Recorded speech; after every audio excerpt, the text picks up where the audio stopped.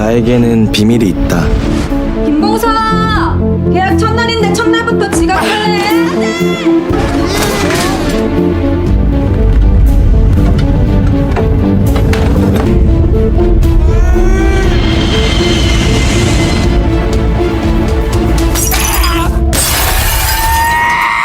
누군가 삭제하고 있다.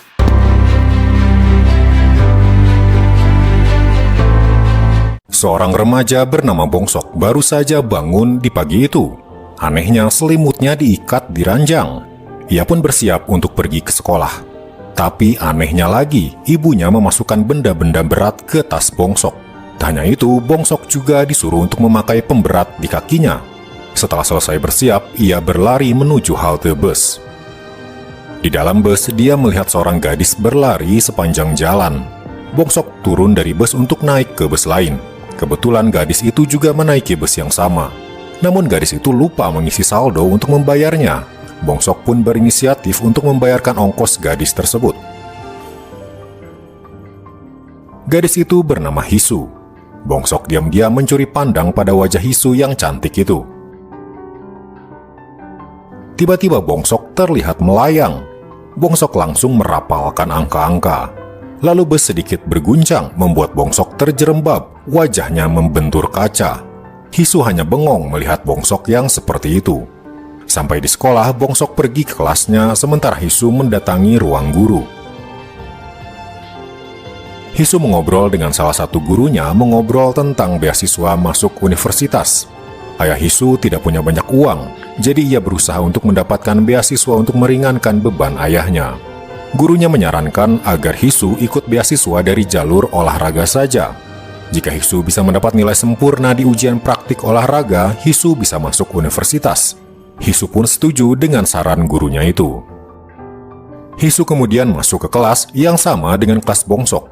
Hisu mengenalkan dirinya sebagai murid baru pindah dari sekolah lain. Bongsok hanya bisa menatap Hisu tanpa kata, ia merasa terpesona dengan kecantikan Hisu. Lalu tiba-tiba Bongsok kembali melayang. Ia berusaha sekuat tenaga untuk tetap berada di tanah. Sementara itu, beralih di sebuah bandara, seorang pria berambut panjang baru saja tiba di kota Seoul. Dia berjalan ke parkiran menuju sebuah mobil delivery. Ia membuka bagasinya dan berganti baju. Terlihat sebuah tato besar dengan huruf F di punggungnya. Pria itu masuk ke dalam mobil dan memeriksa beberapa paket. Sebuah paket berisi telepon memberitahunya sebuah angka 11. Terlihat juga foto seorang pria.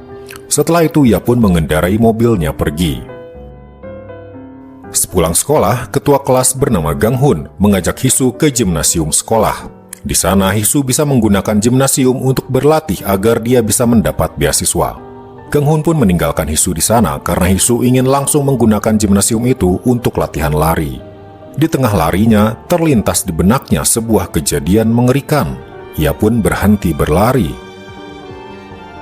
Beralih pada pria berambut panjang, dia bernama Frank. Frank masuk ke sebuah tempat dan mencari seorang bernama Eleven. Orang-orang pun heran, nama macam apa itu? Tapi ternyata bos mereka di sana paham dengan nama itu dan menyuruh pegawai-pegawainya pergi. Ternyata nama itu adalah sebuah kode untuk orang-orang yang punya superpower. Frank berkata dia datang ke situ untuk membunuh Eleven. Pria yang berjuluk Eleven itu pun tak terima. Dia mengambil beberapa stik golf dan memelintirnya jadi satu. Lalu terjadilah pertarungan mereka berdua. Di tengah pertarungan terlihat Frank juga punya superpower, yaitu bisa menyembuhkan dirinya sendiri dengan cepat. Lalu Eleven terlihat terlempar dari jendela gedung dan jatuh di jalanan. Dia pun mati. Frank dengan tenang menaiki mobilnya dan mengonfirmasi kalau si Eleven sudah ia lenyapkan. Kembali pada Bongsok, dia bertemu dengan Hisu yang sedang mencuci mukanya. Bongsok terlihat menahan dirinya agar tidak melayang. Hisu heran melihat tingkah Bongsok itu. Namun akhirnya mereka pun pulang bersama. Di halte bus, Hisu tiba-tiba berkata ingin pergi ke suatu tempat. Mereka pun berpisah. Hisu terlihat mengunjungi tempat bimbingan belajar. Tapi biaya bimbingan belajar sangat mahal. Ia tahu ayahnya tak punya banyak uang. Hisu pun pulang ke rumah sambil menatap ayahnya dari kejauhan. Ia tak tega untuk meminta uang pada ayahnya. Ia pun hanya bisa bilang kalau ia perlu membeli seragam baru yang harganya tidak begitu mahal. Sementara itu, di Badan Keamanan Nasional, seorang wakil direktur di sana mendapat kabar kalau si Eleven sudah tewas. Dia belum tahu siapa pelakunya. Pihak Keamanan Nasional kini mencoba menutupi berita itu sebagai kecelakaan jatuh dari gedung agar tidak menjadi perhatian banyak media. Beralih ke rumah Bongsok, ibu Bongsok terlihat melipat mesin jahitnya dan mengambil sebuah pistol. Dengan tenang dia membersihkan pistol itu. Ternyata ibu Bongsok sudah tahu tentang berita kecelakaan seorang pria yang jatuh dari gedung, namun tiba-tiba berita itu menghilang di media. Sementara itu di kamarnya, Bongsok terlihat tertidur lelap, namun dia melayang hingga menyentuh atap kamar. Scene flashback ke tahun 2003. Ketika itu, ibu Bongsok sedang menggendong Bongsok di tengah salju saat musim dingin. Mereka beristirahat sejenak, masuk ke dalam sebuah restoran dan memesan tonkatsu. Bongsok terlihat lahap makan. Sesekali dia melayang yang langsung ditahan oleh ibunya dengan kakinya. Selesai makan, ibu Bongsok menggendong Bongsok lagi menuju sebuah gudang tak terpakai. Dia menyewa gudang itu selama 3 tahun dan dibayar di muka. Si pemilik gudang tentu saja senang. Satu pesan ibu Bongsok, jangan sampai si pemilik itu datang ke gudang tersebut. Mungkin ibu Bongsok tak ingin ia melihat Bongsok ketika melayang-layang yang mungkin bisa jadi masalah. Sepanjang hari, Bongsok selalu digendong ibunya. Suatu hari, ibu Bongsok bertemu dengan seorang pedagang daging. Ibu itu punya anak disabilitas, tapi dia merelakan anaknya itu pergi keluar. Ibu Bongsok pun sadar, ia tak bisa selamanya menggendong Bongsok. Suatu hari nanti, Bongsok akan tumbuh besar dan harus bisa mandiri. Makanya, ibunya kini mempersiapkan jaring dan perlengkapan lain di gudang tempat mereka tinggal. Ibu Bongsok mulai melatih Bongsok untuk bisa berjalan sendiri. Yang unik dari Bongsok adalah setiap Bongsok merasa bahagia, kemampuan melayangnya akan meningkat. Sedikit demi sedikit, Bongsok pun mulai bisa berjalan seperti anak normal lainnya, walaupun ia harus menggunakan pemberat di kakinya. Suatu hari, Bongsok melihat teman-temannya sedang bermain superhero. Bongsok merasa ingin memperlihatkan kemampuan melayangnya pada teman-temannya itu agar terlihat seperti superhero juga. Ia pun mulai naik ke Climbers Playground dan melompat. Seketika ia pun melayang, membuat semua anak-anak di sana terkagum-kagum. Namun satu dari mereka merasa ingin seperti Bongsok juga. Ia langsung jatuh dan terluka. Akibat dari kejadian itu, ibu Bongsok dipanggil oleh guru di sekolah. Gurunya berkata seorang anak meniru apa yang Bongsok lakukan dan berakhir dengan luka. Ibu Bongsok hanya bisa meminta maaf atas kejadian tersebut. Bongsok pun dinasehati oleh ibunya agar jangan memamerkan kekuatannya itu. Superhero tidak memamerkan kekuatannya, ujar ibu Bongsok. Yang kau harus miliki adalah rasa empati dan rasa memahami orang lain. Malam harinya, di tengah hujan lebat, Bongsok terlihat menangis karena kejadian tadi siang. Tiba-tiba ia mulai melayang tinggi, untung saja ia berpegangan pada seutas tali. Ibunya untung datang dan segera berusaha menyelamatkan Bongsok. Sambil memeluk Bongsok, ibunya meminta maaf dan akan berjanji akan selalu melindungi Bongsok. Kembali ke masa Bongsok saat SMA, hari itu pun sedang hujan. Di dalam bus, Bongsok melihat seorang gadis memakai jas hujan berlari di pinggir jalan. Dialah Hisu yang lagi-lagi berlari hingga ke sekolah. Di depan gerbang sekolah, para murid berlarian agar tidak datang terlambat. Hisu berlari dan tiba-tiba menabrak Bongsok hingga terpental jauh. Beralih pada Frank. Dia kini mendapat misi untuk membunuh seseorang lagi. Targetnya kali ini bernama Seven. Seven adalah seorang penjual di toko buku. Frank langsung menantang Seven dan berkata kalau dia akan melenyapkan Seven. Ia pun langsung bersiaga. Dia menyentuh kabel seketika aliran listrik masuk ke dalam tubuhnya. Lalu Seven mengambil sebuah baterai untuk menambah kekuatan listriknya. Mereka berdua pun bertarung dengan sengit. Sementara itu, supir bus yang biasa dinaiki Bongsok melihat radionya rusak. Ia tiba-tiba merasa khawatir dan cemas. Kembali pada Frank dan Seven. Frank terlihat sangat kuat, membuat Seven kewalahan melawannya. Hingga akhirnya Seven berhasil dikalahkan. Frank kemudian mengambil sebuah foto. Terlihat Seven dan seorang anaknya. Wajah anak itu tak terlihat karena fotonya sudah robek. Kembali pada Bongsok dan Hisu. Baju seragam Hisu terlihat basah berkeringat karena tadi pagi dia berlari dari rumah sampai ke sekolah.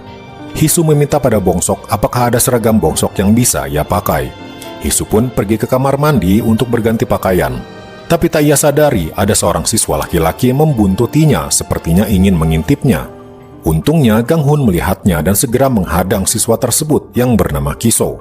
Kiso terlihat marah kemudian menantangnya berkelahi. Mereka pun pergi ke belakang sekolah, lalu Kiso langsung menyerang Gang Hun. Tapi di luar dugaan, ternyata Gang Hun punya kekuatan yang besar, seolah dia memiliki superpower. Gang Hun semakin terbawa emosi dan memukul Kiso, hingga akhirnya ia meninju sebatang pohon besar untuk melampiaskan emosinya. Kiso kalah, Gang Hun pergi meninggalkannya.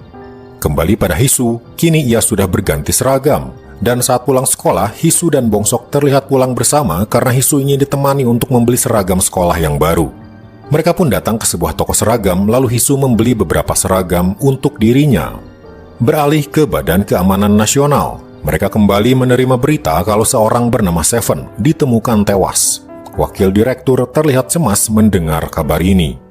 Sementara itu, berita di TV menayangkan toko buku yang dikelola Seven habis terbakar. Namun anehnya, semua CCTV hancur. Berita itu ditonton oleh ayahnya Hisu dan juga ibunya Bongsok. Beralih pada Frank, kini dia mendapat misi baru lagi, melenyapkan seseorang bernama Three. Sementara itu, Bongsok dan Hisu sedang ada di minimarket, membeli beberapa makanan. Di depan minimarket, mereka makan sambil mengobrol.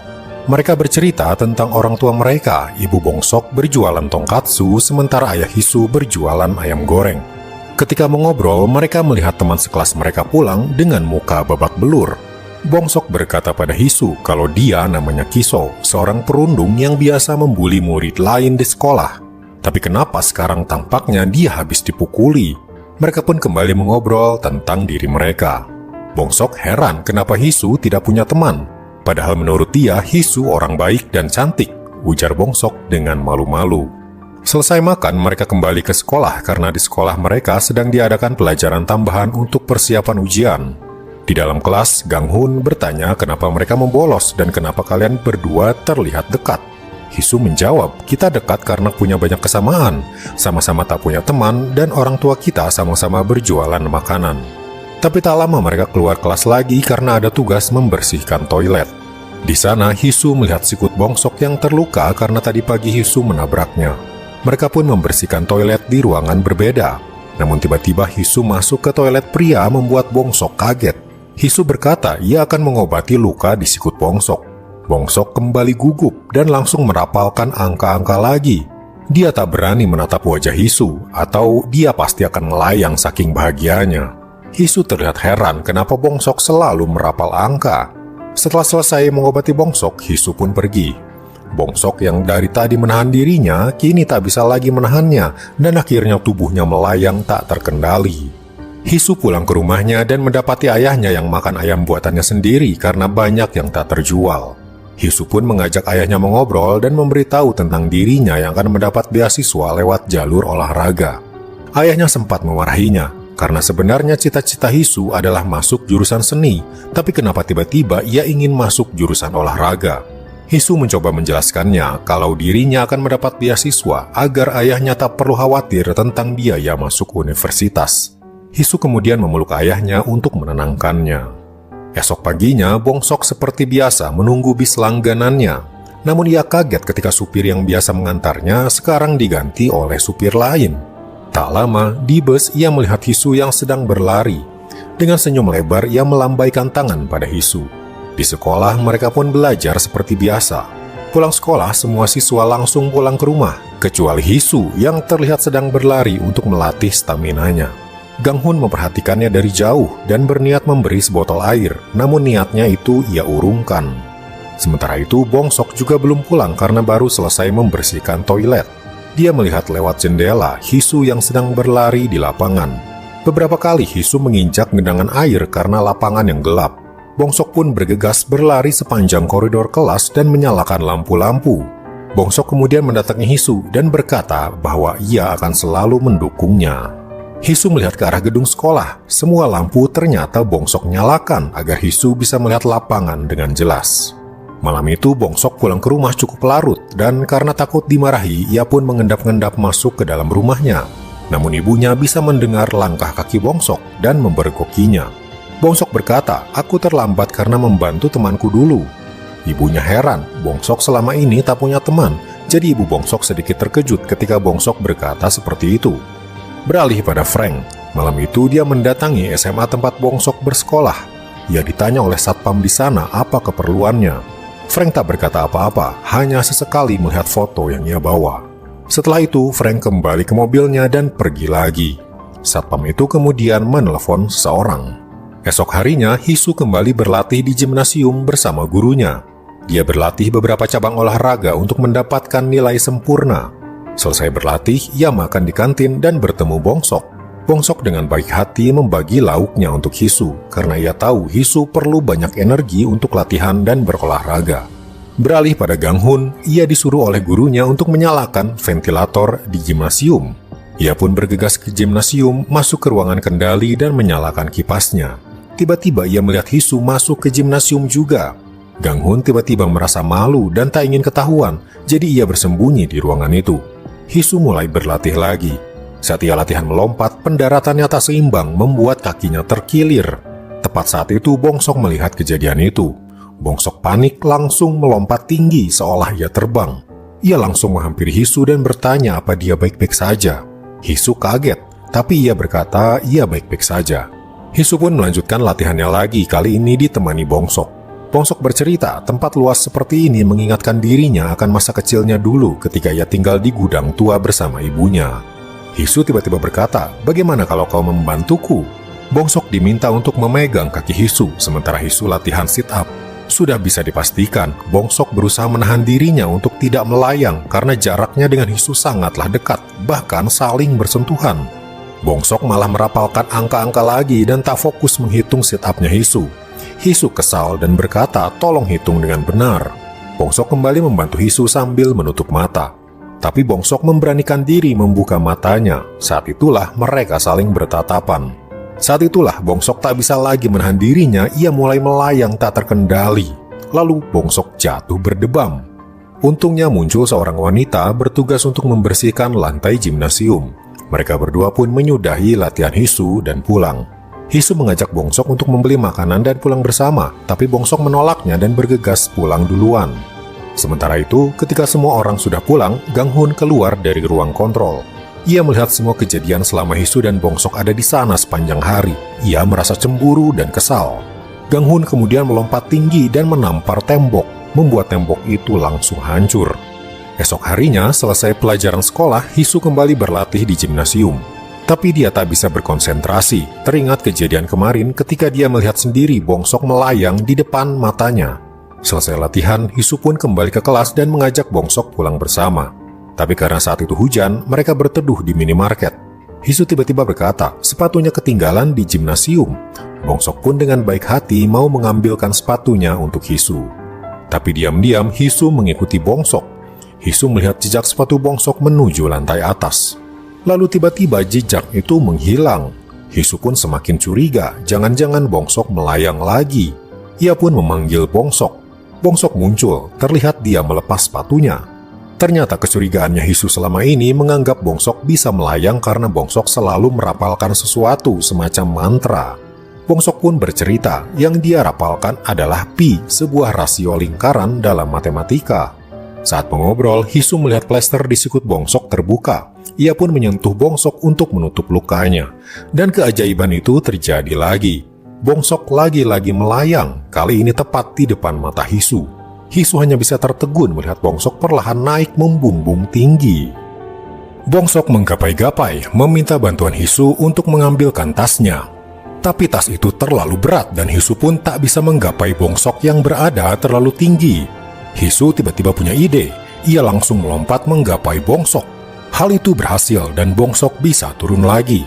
Tapi ia kembali akan melayang, jadi Hisu mencoba memeluk Bongsok agar tetap berada di tanah. Tapi hal itu justru membuat Bongsok semakin bahagia dan kemampuan melayangnya makin tak terkendali. Namun akhirnya mereka bisa berjalan pulang dengan Bongsok yang dituntun oleh Hisu. Sesekali Bongsok terlihat akan melayang sehingga Hisu harus memeganginya erat-erat. Hisu pun mengantar Bongsok sampai ke rumahnya karena ia khawatir Bongsok akan melayang jika berjalan sendirian. Mereka berdua sampai di rumah Bongsok disambut ibunya. Ibunya melongo melihat Bongsok yang tak punya teman kini malah pulang bersama seorang gadis manis. Hisu terlihat menggandeng lengan Bongsok, membuat ibunya semakin bahagia melihat hal tersebut. Hisu pun memperkenalkan dirinya sebagai teman sekelas Bongsok. Namun sepertinya ibu Bongsok ingin mereka menjadi lebih dari sekedar teman. Hisu dan Bongsok pun disuguhi tonkatsu sebagai makan malam mereka. Sementara itu, di malam berhujan, Frank memasuki sebuah gedung. Di sana ia masuk ke sebuah salon. Pemiliknya seorang wanita menyambut Frank. Sambil berbasa-basi, Frank meminta rambutnya dikeramas olehnya. Frank bertanya pada wanita itu apa dia sudah punya anak. Wanita itu merasa tak nyaman ditanya seperti itu dan curiga mungkin Frank adalah orang jahat. Frank menyebut kode nama wanita itu, lalu wanita itu langsung menyerang Frank. Terjadilah pertempuran mereka berdua. Mereka bertarung dengan sengit, bahkan menggunakan senapan. Frank beberapa kali terluka oleh serangan wanita tersebut, namun dalam sekejap lukanya sembuh lagi dan Frank kembali menyerangnya. Akhirnya wanita itu tak bisa menang dari Frank, ia pun tewas di tangan Frank. Sementara itu, ayah Hisu yang sedang berjualan ayam goreng mendapat telepon. Hisu menelepon memberitahu kalau malam itu ia akan pulang larut karena sedang ada di rumahnya Bongsok. Lalu sebuah telepon masuk lagi, kali ini ada yang memesan ayam goreng. Ayah Hisu pun dengan semangat menyiapkan pesanan pertamanya itu. Sementara itu, Hisu dan Bongsok masih makan di rumahnya Bongsok. Ibunya terlihat sangat senang dengan kedatangan Hisu. Dia bahkan memberikan sepiring besar apel sebagai dessert, membuat Hisu bingung bagaimana cara dia menghabiskan semua makanan itu. Tak lama kemudian muncul serombongan orang seperti habis dari hiking untuk makan tonkatsu. Bongsok mengajak Hisu ke lantai 2. Di lantai 2 mereka berdua pun mengobrol. Hisu meminta maaf karena dia jadi memergoki Bongsok yang punya kemampuan melayang. Bongsok menerima permintaan maaf Hisu lalu menunjukkan sesuatu padanya. Dia mengajak Hisu ke kamarnya. Hisu terpana melihat hamparan kardus di atap kamar. Semuanya itu disiapkan agar Bongsok tidak terluka jika ketika tidur ia melayang. Hisu lalu penasaran kenapa setiap Bongsok melayang dia selalu merapalkan angka pi. Bongsok menjawab itu sudah kebiasaannya. Setiap kali aku bahagia aku selalu melayang. Tapi sebenarnya sudah lama aku tak melayang hingga akhir-akhir ini saja. Hisu jadi penasaran, memangnya akhir-akhir ini apa yang terjadi? Kita baru bertemu akhir-akhir ini, dan setiap kali aku dekatmu, kau selalu melayang. Apa itu artinya kau bahagia jika dekat denganku? Bongsok gugup setengah mati dan mencoba menghindar, tapi Hisu malah makin menggodanya. Kau suka padaku ya? Tanya Hisu. Bongsok seketika terbang dengan cepat, sampai-sampai ibunya kaget mendengar ada suara menghantam atap rumah. Ibunya hanya bisa memotong kubis sebanyak-banyak agar ia tak mendengar apa yang terjadi di atas. Bongsok dan Hisu kembali mengobrol setelah Bongsok tidak lagi melayang. Bongsok tak menyangka Hisu bisa menanggapi keanehan Bongsok dengan tenang dan tidak takut padanya. Hisu berkata, kau tidak aneh, kau hanya berbeda. Semua orang punya keistimewaannya sendiri, ujar Hisu. Bongsok tersenyum mendengarnya dan mengucapkan terima kasih. Ibu Bongsok yang punya kemampuan indera super mendengar percakapan mereka dan merasa terharu. Setelah itu mereka berdua turun ke bawah karena Hisu harus pulang. Ia pun pamit. Bongsok mengantarnya sampai di depan jalan karena Hisu berkata ia bisa pergi ke halte bus sendirian. Bongsok kembali ke rumahnya. Tapi ia dihadang ibunya. Kenapa kau membiarkan pacarmu pulang sendirian? Tanyanya. Ibunya berkata, wanita itu apa yang dikatakan oleh mereka dengan apa yang di hatinya sangat berbeda. Kau harus melihat tindakannya juga. Dia sudah mengantarmu hingga larut malam dan mengobrol di kamarmu berjam-jam. Ingat, tak ada gunanya jika kau melambaikan tangan kalau busnya sudah berangkat. Bongsok pun mengerti maksud ibunya dan bergegas kembali mengejar Hisu. Dengan memakai jas hujan bergambar dino, ia berlari di tengah hujan. Ia melepaskan pemberat di kakinya dan mulai melompat tinggi. Sambil berteriak memanggil Hisu, dia mengejarnya. Hisu menengok ke belakang, melihat Bongsok melompat-lompat mendekatinya. Bongsok akhirnya berhasil menyusulnya. Aku akan mengantarmu, ujar Bongsok. Kenapa? Tanya Hisu. Karena aku ingin, jawab Bongsok pasti. Sementara itu, Frank yang baru saja mengalahkan wanita pemilik salon berjalan keluar. Tak sengaja ia bertemu ayah Hisu yang akan mengantar pesanan ayam goreng. Frank bersikap waspada, namun sepertinya ayah Hisu bukanlah ancaman dan hanya sedang kebingungan mencari alamat. Frank pun pergi, sementara ayah Bongsok masuk terus ke dalam gedung mencari alamat kios untuk mengantar ayam goreng. Esok harinya, Bongsok kembali bersiap ke sekolah, padahal hari itu hari Sabtu. Penampilannya kini berbeda dengan rambut disisir rapi. Ibunya jadi curiga, tapi di dalam hatinya ia tahu pasti Bongsok sedang jatuh cinta. Bongsok ingin menemani Hisu berlatih di gimnasium. Di sana mereka melihat sebuah bekas tangan di tembok dan bingung siapa yang melakukannya. Namun mereka kembali fokus pada latihan Hisu. Hisu melihat gaya rambut Bongsok yang berbeda hari itu dan berkata style itu tak cocok denganmu. Setelah lama berlatih, Hisu beristirahat sejenak dan mengobrol dengan Bongsok. Hisu berkata, "Kemarin kau sudah mengungkapkan rahasiamu padaku. Sekarang giliranku mengungkapkan rahasiaku padamu." Hisu lanjut berkata, "Apa kau tak merasa heran kenapa aku pindah sekolah ketika sudah semester 2 di saat ujian kelulusan sebentar lagi diadakan? Sebenarnya di sekolahku dulu aku berkelahi dengan 17 orang. 17 orang melawanku dan aku yang menang. Bongsok, kau bisa melayang kan? Sedangkan aku tak bisa terluka." Bongsok pun teringat ketika beberapa hari lalu Hisu terkilir kakinya tapi tak lama berjalan seperti biasa, seolah tak terjadi apa-apa. Hisu bercerita tentang masa lalunya. Dulu sewaktu dia masih kecil, dia dan ayahnya sering berpindah-pindah. Mereka hanya tinggal di satu tempat selama 2 atau 3 tahun, lalu pindah lagi ke tempat lain, seolah ayahnya takut akan sesuatu. Tapi ketika Hisu sudah SMA, ayahnya mulai bertekad untuk menetap dan tidak akan pindah lagi agar Hisu bisa masuk universitas. Kemudian ayah Hisu membeli sebuah rumah kecil dan bekerja sebagai pekerja tambang. Hisu pun bersekolah di salah satu SMA di daerah situ. Ujian kelulusan hanya tinggal 4 bulan lagi dan para siswa serius belajar agar bisa masuk universitas yang mereka inginkan. Tapi di antara mereka ada beberapa siswi perempuan yang sering membuli. Seorang siswi kaya bernama Solji terlihat dibuli oleh mereka. Pemimpin mereka meminta AirPod padanya dengan dalih untuk meminjam. Solji hanya bisa menurut saja, ia terlalu takut pada para pembuli. Hisu memperhatikan kejadian itu dan merasa kesal, tapi ia menahan dirinya untuk tidak ikut campur. Di rumahnya, Hisu sering mengobrol dengan ayahnya dan mengerti betapa ayahnya berusaha keras untuk dirinya agar ia bisa masuk universitas. Itulah mengapa setiap ia melihat Solji dibuli, Hisu selalu menahan dirinya untuk tidak cari gara-gara. Ia hanya ingin lulus dan masuk universitas demi membantu ayahnya juga. Hisu hanya bisa melaporkan kejadian pembulian itu pada guru. Gurunya kemudian memanggil para pembuli itu dan hanya diberi peringatan saja. Namun itu membuat para pembuli menjadi marah karena ada seorang siswa yang berani melaporkan mereka. Pemimpin mereka bernama Yura dengan marah mengeluarkan pisau cutter dan mulai merobek buku-buku para siswa lain sambil berjalan termasuk buku Hisu. Kejadian semakin memanas karena datangnya pacar Yura yang juga seorang cowok pembuli. Seorang siswa cowok di sana mencoba menghentikan Yura yang memegang pisau. Tapi pacar Yura langsung menghajar cowok itu sambil berkata, "Berani-beraninya kau menyentuh pacarku." Ia dipukuli habis-habisan dan diseret keluar kelas. Pulang sekolah, Hisu mengikuti cowok yang dipukuli itu bermaksud meminta maaf. Hisu berkata, "Kenapa kau tidak melapor pada guru kalau kau dipukuli?" Tapi dia menjawab, "Kita ini sudah kelas 3, semua orang fokus untuk ujian kelulusan. Sebaiknya kau juga jangan cari gara-gara dan diam saja." Hisu hanya terdiam, ia bahkan tak berani meminta maaf.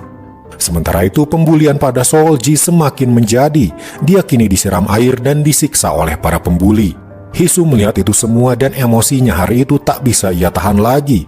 Ia bangkit dari kursinya dan tiba-tiba mengajak Yura untuk keluar. Di luar, Yura dan teman-temannya mengeroyok Hisu. Mereka berkelahi di genangan lumpur, ditonton oleh semua siswa di sekolah. Yura menggunakan pisaunya dan menyabet Hisu. Luka di leher Hisu terbuka. Namun hanya dalam hitungan detik, luka itu kembali menutup. Yura melihatnya dan ketakutan. Pacar Yura muncul membawa tongkat baseball dan memukuli Hisu. Tapi Hisu bisa bangkit lagi dan balik menghajar pacar Yura itu. Anehnya, akibat kejadian itu malah Hisulah yang disalahkan dan dikeluarkan dari sekolah sementara yang lain tidak. Bahkan ayah Hisu harus meminta maaf pada setiap orang tua dari anak-anak yang waktu itu berkelahi dan membayar ganti rugi yang tidak sedikit. Alasan kenapa Hisulah yang disalahkan karena Hisu tak mengalami luka sedikit pun dari tragedi pengeroyokannya itu. Ayah Hisu kemudian berkata, "Kau punya kemampuan penyembuhan sama sepertiku. Dan kau mewarisi sifat tak bisa diam ketika melihat ketidakadilan dari mendiang ibumu. Hisu, ibumu pasti bahagia jika bisa melihatmu sekarang," ujar ayahnya. Sementara itu, siang itu ayah Hisu pergi lagi ke kios kemarin untuk mengambil pembayaran ayam goreng yang belum dibayar. Tapi di sana banyak polisi, bahkan ada beberapa pria berpakaian hitam datang ke sana. Ayah Hisu diam-diam mendekati mobil mereka dan membenturkan pintunya ke mobil tentara di sebelahnya. Tak lama kemudian, tentara itu marah pada orang-orang tersebut. Dari kejauhan, tampak ibu Bongsok juga kebetulan ada di situ. Dengan kemampuan indera supernya, dia melihat ayah Hisu di sana. Sementara itu, di Badan Keamanan Nasional, wakil direktur bernama Min lagi-lagi menerima laporan seorang agen dengan kemampuan super tewas. Selama beberapa hari ini, orang-orang yang dibunuh oleh Frank adalah agen-agen yang dulu bekerja sebagai intelijen karena kemampuan supernya. Min curiga orang yang melenyapkan para agen itu ada hubungannya dengan Amerika. Sementara itu, di sebuah rumah pemakaman, Frank masuk untuk melayat. Yang meninggal adalah wanita yang kemarin Frank bunuh. Frank duduk di sana dan datang seorang remaja yang merupakan anak laki-laki dari wanita itu. Frank bertanya, apakah wanita itu seorang ibu yang baik? Remaja itu menjawab, ya, dia ibu yang baik. Di sana, Frank merasa sedikit cemas atau mungkin juga merasa bersalah. Kembali ke Badan Keamanan Nasional, seorang pria masuk ke sana yang ternyata juga seorang kepala sekolah di sekolahnya Bongsok. Joe ternyata sengaja mengumpulkan anak-anak dengan kemampuan super untuk bersekolah di sekolahnya agar bisa diawasi oleh Badan Keamanan Nasional. Jadi selain Bongsok, Hisu, ada juga siswa-siswa lain dengan superpower seperti Gang Hun. Sementara itu, Frank terlihat mengunjungi rumah pemakaman lainnya. Yang meninggal adalah Seven, pria dengan kekuatan listrik. Dan ternyata anak dari Seven adalah seorang supir bus yang biasa mengantar Bongsok dan Hisu. Dia bernama Gedo. Tangannya terkepal, memegang baterai yang ayahnya pakai ketika berkelahi melawan Frank dulu. Esok harinya di sekolah, Kiso terlihat mulai bersekolah lagi setelah beberapa hari absen. Pagi itu di kelas, mereka kedatangan siswi baru. Ternyata dia adalah teman ketika Hisu bersekolah dulu, siswi yang pernah Hisu bantu. Beralih pada Gedo, si supir bus. Ketika dia masih remaja, ternyata dia juga punya kekuatan listrik seperti ayahnya. Suatu hari dia menemukan ibunya tergeletak di dalam apartemennya hingga akhirnya ibunya meninggal. Sebelumnya dia adalah tokoh karakter superhero bernama Manusia Petir. Namun setelah kematian ibunya itu, dia berkata pada ayahnya dia akan mencari pekerjaan lain. Gedo pun mencoba mencari pekerjaan dan membuat banyak surat lamaran. Namun sudah beberapa kali melamar, hasilnya nihil. Ia pun putus asa dan pada suatu malam ia mabuk untuk melupakan bebannya itu. Tak jauh dari sana, sebuah bus terlihat mogok, sepertinya kehabisan daya listrik di akinya. Gedo pun datang dan langsung menggunakan kekuatan listriknya untuk mengisi daya. Seketika dayanya terisi dan bus itu berjalan lagi. Berkat kejadian itu, ia pun diajak oleh supir bus ke perusahaan bus itu dan Gedo diterima sebagai supir di sana. Untuk mencegah dirinya mengeluarkan listrik, dia menggunakan sarung tangan ketika menyetir. Ia pun mulai bertemu dengan Bongsok dan Hisu setiap hari. Hingga pada suatu hari, sebuah kabar membuatnya down. Ayahnya dikabarkan meninggal di toko bukunya karena kebakaran. Tapi ketika ia memegang baterai milik ayahnya, ia melihat kejadian sebenarnya, di mana Frank dan ayahnya sedang bertarung dan Frank membunuh ayah Gedo. Beralih ke sekolah Bongsok, saat itu istirahat makan siang. Bongsok dan Hisu makan berdua sambil mengobrol. Lalu datanglah siswi baru, teman Hisu di sekolahnya dulu. Katanya dia belum punya teman dan ingin berteman dengan mereka. Ketika mereka makan, di meja lain terlihat Kiso mendatangi Gang Hun dan mulai cari masalah lagi. Dia ngacak-ngacak makanan Gang Hun. Tampaknya Kiso masih tak terima dirinya kalah setelah dihajar Gang Hun. Kiso makin menjadi. Ia mengambil kacamatanya lalu meludah di makanannya Gang Hun, mencoba memprovokasinya. Gang Hun menahan emosinya karena jika ia mengamuk, seluruh sekolah bisa tahu kekuatannya. Melihat kejadian itu, Bongsok mencoba membantu Gang Hun dengan mengambilkan kacamatanya untuk dibersihkan. Sementara itu, kita beralih ke Badan Keamanan Nasional. Wakil Direktur Min Yong-jun akhirnya mendapat foto Frank, orang yang selama ini membunuh para agen rahasia berkekuatan super. Dia mendapat info latar belakang Frank. Frank adalah orang Korea tapi masa kecilnya dihabiskan di Amerika. Dan nama Frank adalah sebuah code name, bukan nama asli. Min Yong-jun yakin ini adalah perbuatan Amerika, khususnya CIA. Kembali lagi pada Bongsok, dia kini sedang menemani Hisu latihan. Di handphonenya dia menyetel lagu-lagu untuk Hisu. Mata mereka kembali bertatapan dan lagi-lagi Bongsok mulai melayang. Hisu langsung membantu memasangkan tas sementara Bongsok merapalkan angka pi untuk mengalihkan fokusnya.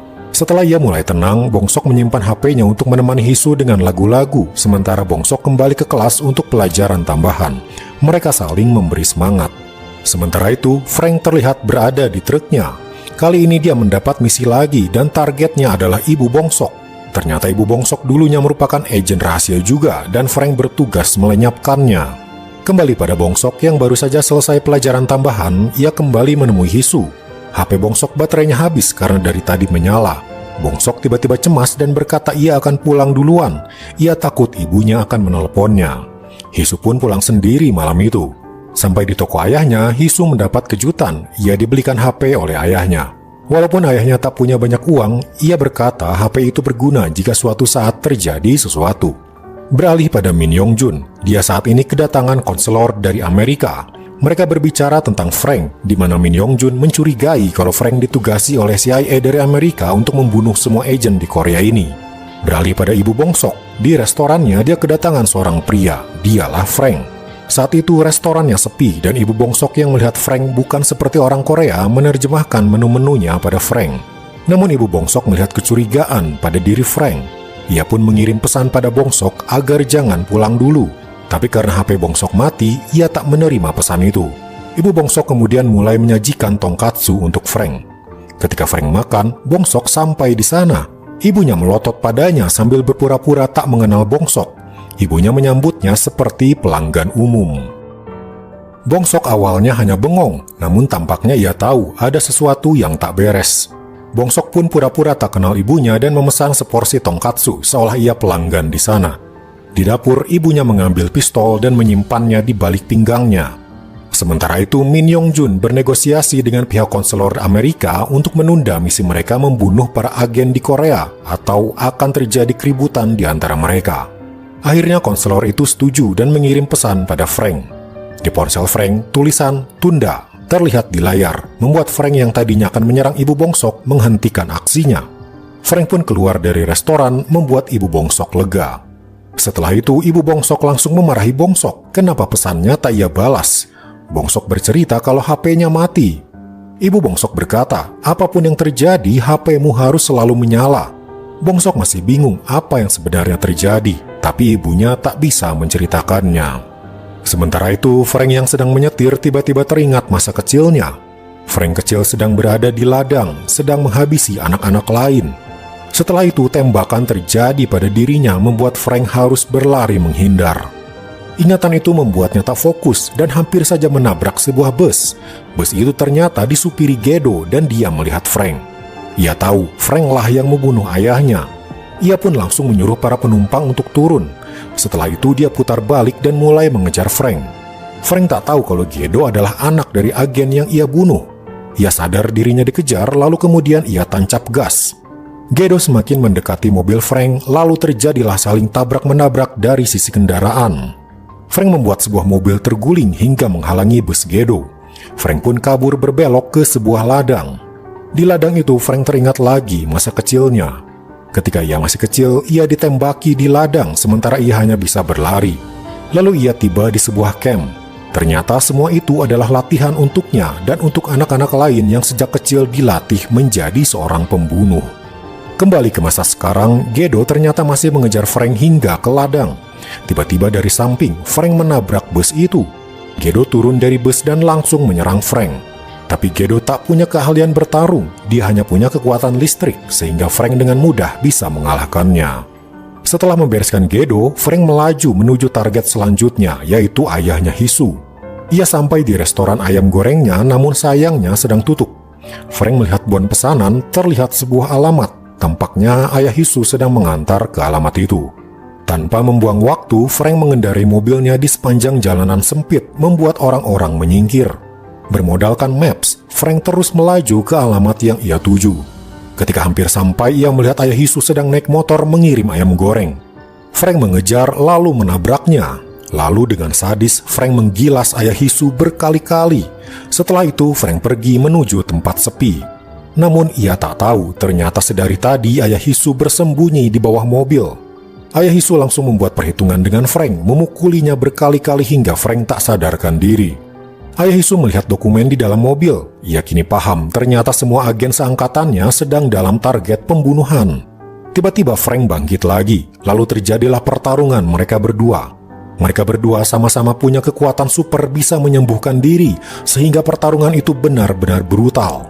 Luka tusuk, luka sayat, patah tulang, semua sudah mereka alami. Namun hanya dalam hitungan detik, semua itu sembuh kembali. Pertarungan kini terjadi di dalam mobil. Mobil berguncang hebat akibat serangan yang dilakukan oleh keduanya. Hingga akhirnya ayah Hisu berhasil membuat Frank kehabisan tenaga dan babak belur. Frank lalu berkata, "Apa anakmu bersekolah di sekolah Jongwon?" Ayah Hisu kaget dari mana Frank tahu tempat sekolah Hisu. Ia kembali memukuli Frank hingga darah menggenang. Ayah Hisu mengambil ponsel Frank dan mengirim sebuah pesan, "Kubunuh kau." Dia mencoba membakar mobil sementara Frank masih ada di dalamnya. Sementara itu, esok paginya Bongsok diberi power bank besar oleh ibunya agar ia tak lagi kehabisan baterai di HP-nya. Akibat sikap overprotektif ibunya itu, Bongsok jadi murung. Bahkan ketika Hisu mengajaknya makan setelah pulang sekolah, Bongsok menolaknya dan berkata akan langsung pulang ke rumah. Hari-hari Bongsok dan Hisu kini dihabiskan sendiri-sendiri. Semakin waktu berlalu, hari ujian kelulusan pun semakin dekat. Bongsok kini setiap habis pelajaran, dia langsung pulang dan belajar di rumah, sementara Hisu berlatih sendirian di gimnasium. Bongsok dan Hisu sebenarnya sama-sama merasa kehilangan. Hingga di malam sebelum ujian, ketika Bongsok belajar, sebuah pesan masuk ke HP-nya. Ternyata dari Hisu, bertanya, "Kau sedang apa?" Bongsok menjawab, ia sudah bersiap untuk tidur. Hisu mengucapkan selamat malam. Bongsok tak sengaja mengirim simbol hati, membuatnya tiba-tiba panik sendiri. "Matikan lampu," balas Hisu. Ternyata Hisu sedari tadi memperhatikan jendela kamar Bongsok dari kejauhan. Bongsok yang memang sudah rindu dengan Hisu nekat melompat keluar dari jendela, menyeberangi sungai untuk menemui Hisu. Mereka pun mengobrol berdua di sebuah bangku di pinggir sungai. Hisu mengira Bongsok kini menjauh dari dirinya karena ingin fokus belajar. Tapi Bongsok menjelaskan, itu karena ibuku selalu menyuruhku langsung pulang. Lalu tiba-tiba Hisu mengambil sebuah batu besar dan menyimpannya di pangkuan Bongsok. Hisu lalu berkata, "Aku merindukanmu." Bongsok ingin berkata hal yang sama, namun tiba-tiba salju turun. Sementara itu, di suatu malam di sekolah Bongsok, seseorang masuk ke gimnasium dan melihat ring basket. Beberapa hari kemudian, para siswa sedang ada di gimnasium untuk berolahraga. Mereka pun mulai berolahraga bebas, apapun yang mereka mau. Bongsok diajak bermain badminton oleh Gang Hun, sementara Hisu masih berlatih untuk ujian praktek masuk universitas. Seorang siswi yang hobi merekam video merekam semua kegiatan para siswa di hari itu. Hisu terlihat sedang latihan melompat sambil mengukur tinggi lompatannya. Namun tanpa ia tahu, ring basket di sampingnya sekrupnya perlahan mengendur. Tiba-tiba sekrup terlepas, ring basket mengayun ke arah Hisu. Gang Hun dan Bongsok melihatnya, mereka spontan berlari ke arah Hisu. Seperti flash, Gang Hun berhasil menyelamatkan Hisu. Sementara Bongsok, ia gagal karena terhambat oleh pemberat di kakinya. Bongsok tiba-tiba merasa kalah dan ia merasa malu karena tak bisa menyelamatkan gadis yang ia sukai. Tapi tanpa diduga, kejadian itu direkam oleh seorang siswi dan ia langsung menguploadnya ke internet. Insiden itu langsung jadi perbincangan panas hingga membuat Min Yongjun kelabakan. Ia tak ingin orang-orang tahu ada anak-anak berkemampuan super. Ayah Hisu dan ibu Bongsok pun menonton video kejadian itu. Sementara itu, di luar, Bongsok kembali teringat akan kegagalannya menyelamatkan Hisu. Ibunya kebetulan masuk ke kamar Bongsok dan mendapati pemberat kaki ada di sana sementara Bongsok tak ada. Ia pun melihat ke arah jendela. Bongsok ternyata sedang berlatih menguasai kemampuan terbangnya. Ia melompat-lompat, melayang, lalu terjatuh. Ia pun bangkit lagi dan mencoba terus hingga akhirnya dia bisa terbang cukup jauh. Tapi dari kejauhan, Bongsok melihat ibunya sudah berdiri menghadangnya. Bongsok mendarat sambil terjerembab. Ibunya mulai memarahi Bongsok. Tapi kali ini Bongsok membantah ibunya. Dia berkata, dia sudah lelah selama ini selalu dilarang ibunya ini dan itu. Bongsok selalu merasa terikat oleh larangan ibunya. "Kalau saja aku bisa terbang, mungkin aku bisa menyelamatkan Hisu," ujar Bongsok akhirnya mengeluarkan semua unek-uneknya. "Aku ingin terbang, Bu." "Kau ingin berakhir seperti ayahmu?" teriak ibunya tiba-tiba, membuat Bongsok terdiam. Bongsok selama ini memang tak tahu apa yang sebenarnya terjadi pada ayahnya. Cerita sebenarnya dari ayah Bongsok hingga membuat Bongsok punya kemampuan terbang. Scene flashback ke tahun 1987. Pesawat terlihat sedang mengudara di antara gumpalan awan. Tiba-tiba muncul seorang pria terbang mendekati pesawat itu. Dia meraih jendela kokpit luar dan berteriak memanggil pilot. Kedua pilot syok. Mereka mengira pria ini adalah seorang pembajak pesawat. Tapi si pria ini berteriak ada bom di pesawat. Para pilot akhirnya bisa mendengar perkataan si pria itu. Namun terlambat. Bom tiba-tiba meledak, menghancurkan pesawat yang masih terbang di angkasa. Pria itu mendarat dan memperlihatkan raut wajah sedih karena gagal menyelamatkan pesawat tersebut. 7 tahun kemudian, tahun 1994, sebuah agensi keamanan nasional dengan kepala agensi bernama Min Yong-jun memerintahkan seorang agennya untuk melakukan sebuah misi. Dia bernama Miyun, dan dia punya kemampuan indera super tajam, baik telinga, mata, dan indera lainnya. Namun karena satu insiden, kemampuannya sudah menurun dan kini bekerja di bagian administrasi. Tapi kali ini, dia diberi misi khusus oleh Min Yong-jun untuk mendekati seorang agen rahasia bernama Do-sik. Cari tahu semua rahasia dari Do-sik, lalu laporkan padaku, perintah Min Yong-jun pada Miyun. Maka dimulailah misi itu Miyun jalankan. Dan Do-sik adalah pria yang waktu itu berusaha menyelamatkan pesawat dari ledakan. Miyun pun mulai mendekati Do-sik dengan caranya sendiri. Setiap kali Do-sik datang ke kantor, dia akan lewat di depan Do-sik tapi tidak menyapa. Dia melakukan itu untuk menarik perhatian Do-sik. Setelah beberapa minggu melakukan hal itu, akhirnya Do-sik mulai penasaran dengan seorang wanita cantik yang selalu terlihat melewatinya membawa setumpuk berkas. Hingga pada suatu hari, Do-sik memberanikan diri berniat mendekati Miyun, tapi Miyun sengaja pergi membuat Do-sik salah tingkah, lalu mengurungkan niatnya. Pada suatu hari, Miyun terlihat ada di depan mesin kopi. Dari tangga, Do-sik melihat Miyun dari kejauhan. Miyun bisa mendengar gemericik uang koin di saku Do-sik. Lalu Do-sik memberanikan diri berjalan mendekati Miyun, kemudian berkata, "Apa kau punya koin?" Miyun padahal tahu Do-sik punya koin di sakunya, tapi tampaknya ia berpura-pura untuk bisa berkenalan. Scene kemudian flashback 2 tahun lalu. Di sebuah hotel mewah sedang diadakan acara makan malam. Tamu-tamunya adalah orang-orang VIP dari Korea Utara. Di sana terlihat Miyun menghibur para tamu menjadi penyanyi. Terlihat juga para pengawal yang sedang bersiaga. Salah satu dari mereka mulai memerintahkan para pelayan untuk menyajikan teh pada para tamu. Namun tak berapa lama para tamu jatuh tergeletak tak sadarkan diri. Ternyata teh itu sudah diracun.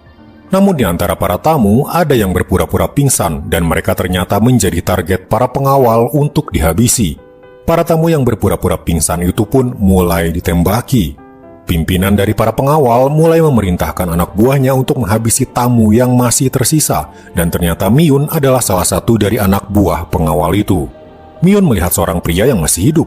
Tugas Miyun adalah menghabisinya, namun ada rasa tak tega dalam diri Miyun. Lalu Miyun diberi perintah untuk mengambil granat peledak untuk menghancurkan tempat itu.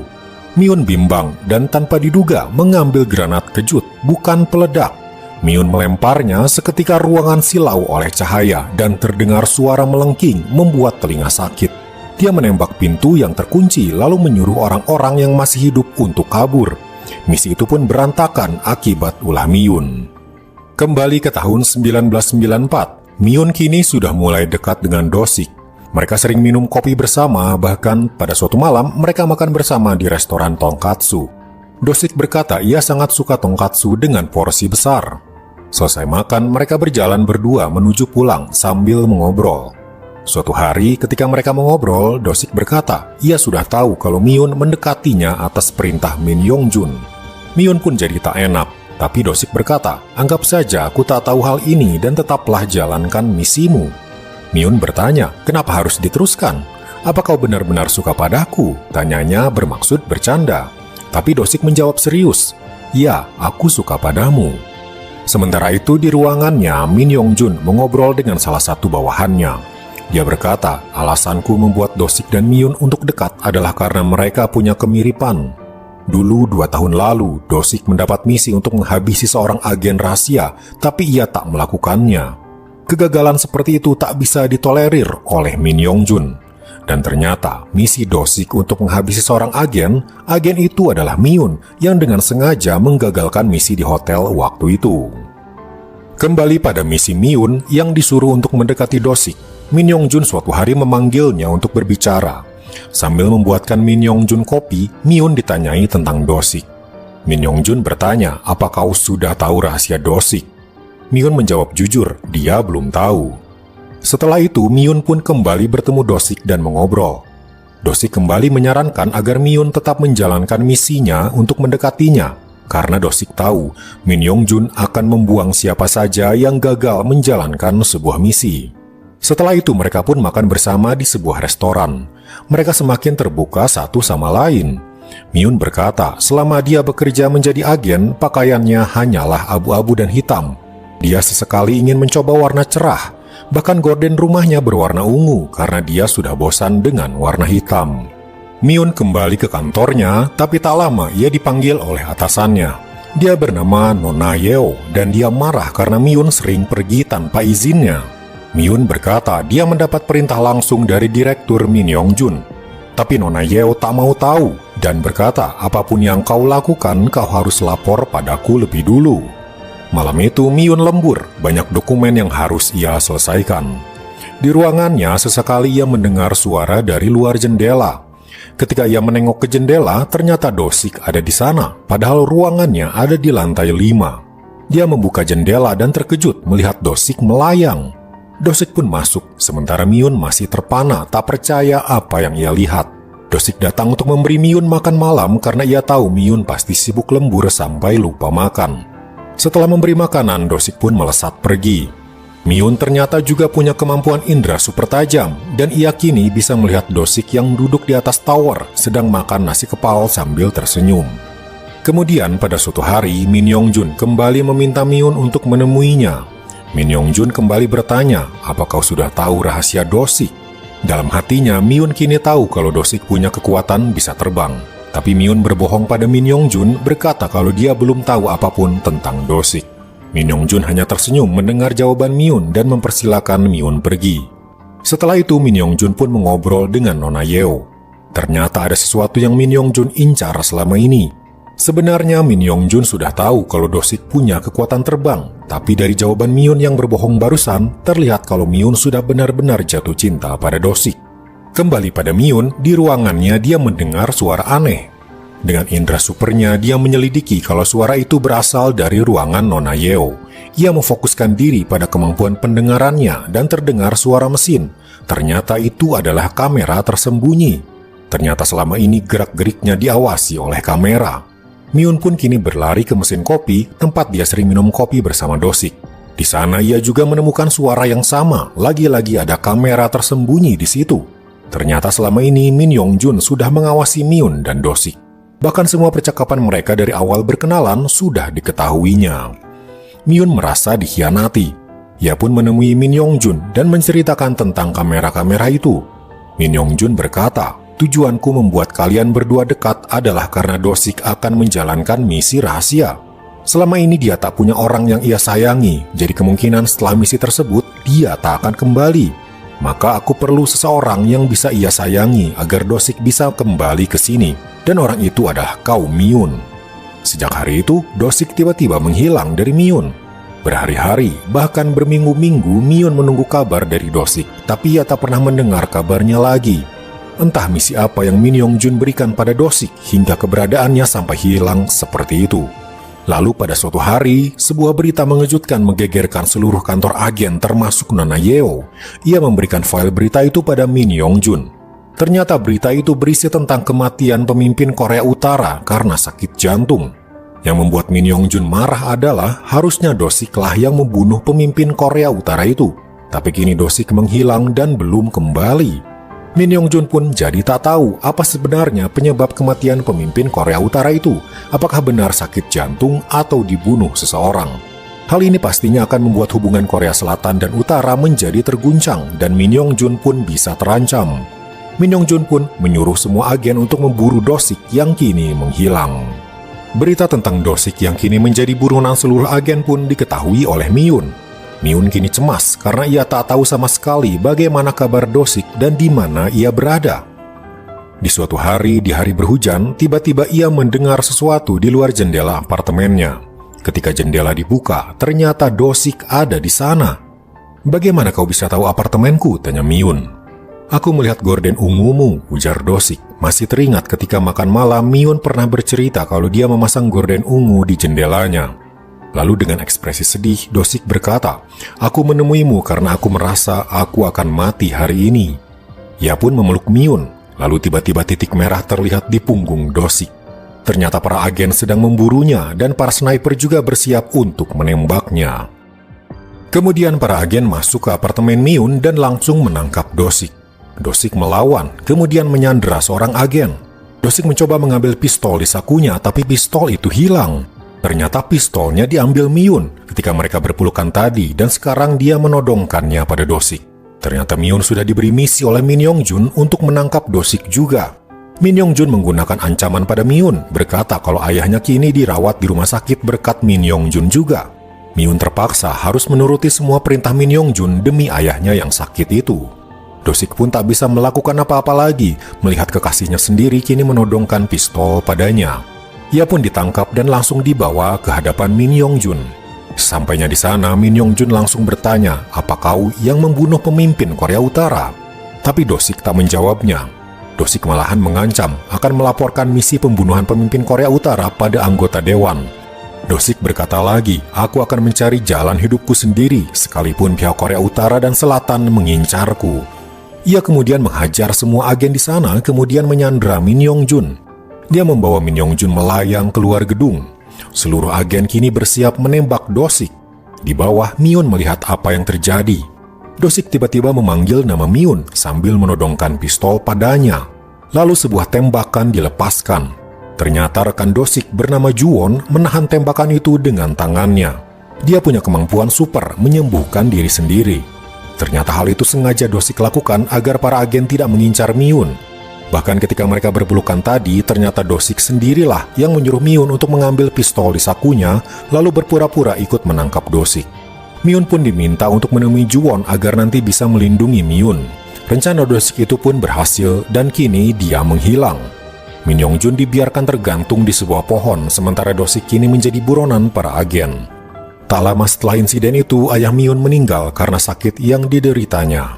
Karena kini sudah tak ada yang perlu Myun lindungi, Myun pun keluar dari kantor agen dan bekerja di tempat lain. Tapi setiap hari kenangannya pada Do-sik tidaklah berubah. Setiap makan, dia akan memesan tongkatsu porsi besar. Myun bahkan meminta meja kerja dekat jendela, dan di sela kerjanya dia sering memandang ke atas, berharap Do-sik muncul dan menemuinya. Hingga pada suatu malam, di hari bersalju, Myun mendengar suara dari belakang. Seolah sudah hafal dengan suara itu, Myun tersenyum dan berbalik. Do-sik muncul setelah sekian lama menghilang. Do-sik kemudian berkata, "Aku ingin menunjukkan sesuatu padamu." Ia pun memeluk Myun, lalu perlahan mereka mulai melayang, semakin tinggi melihat pemandangan kota dari atas. Waktu pun berlalu, mereka berdua akhirnya menikah dan sudah punya anak. Mereka memberinya nama Bong-sok. Kehidupan mereka berdua terlihat bahagia. Do-sik kini bekerja mengelola kebun buah, sementara Myun ikut membantu Do-sik dan juga mengurus Bong-sok. Pada suatu hari, ketika mereka berdua tengah asik bermain dengan Bong-sok, tiba-tiba Bong-sok melayang. Ternyata kemampuan super Do-sik turun pada Bong-sok. Myun dan Do-sik hanya bisa tertegun. Mereka baru tahu hal ini bisa terjadi.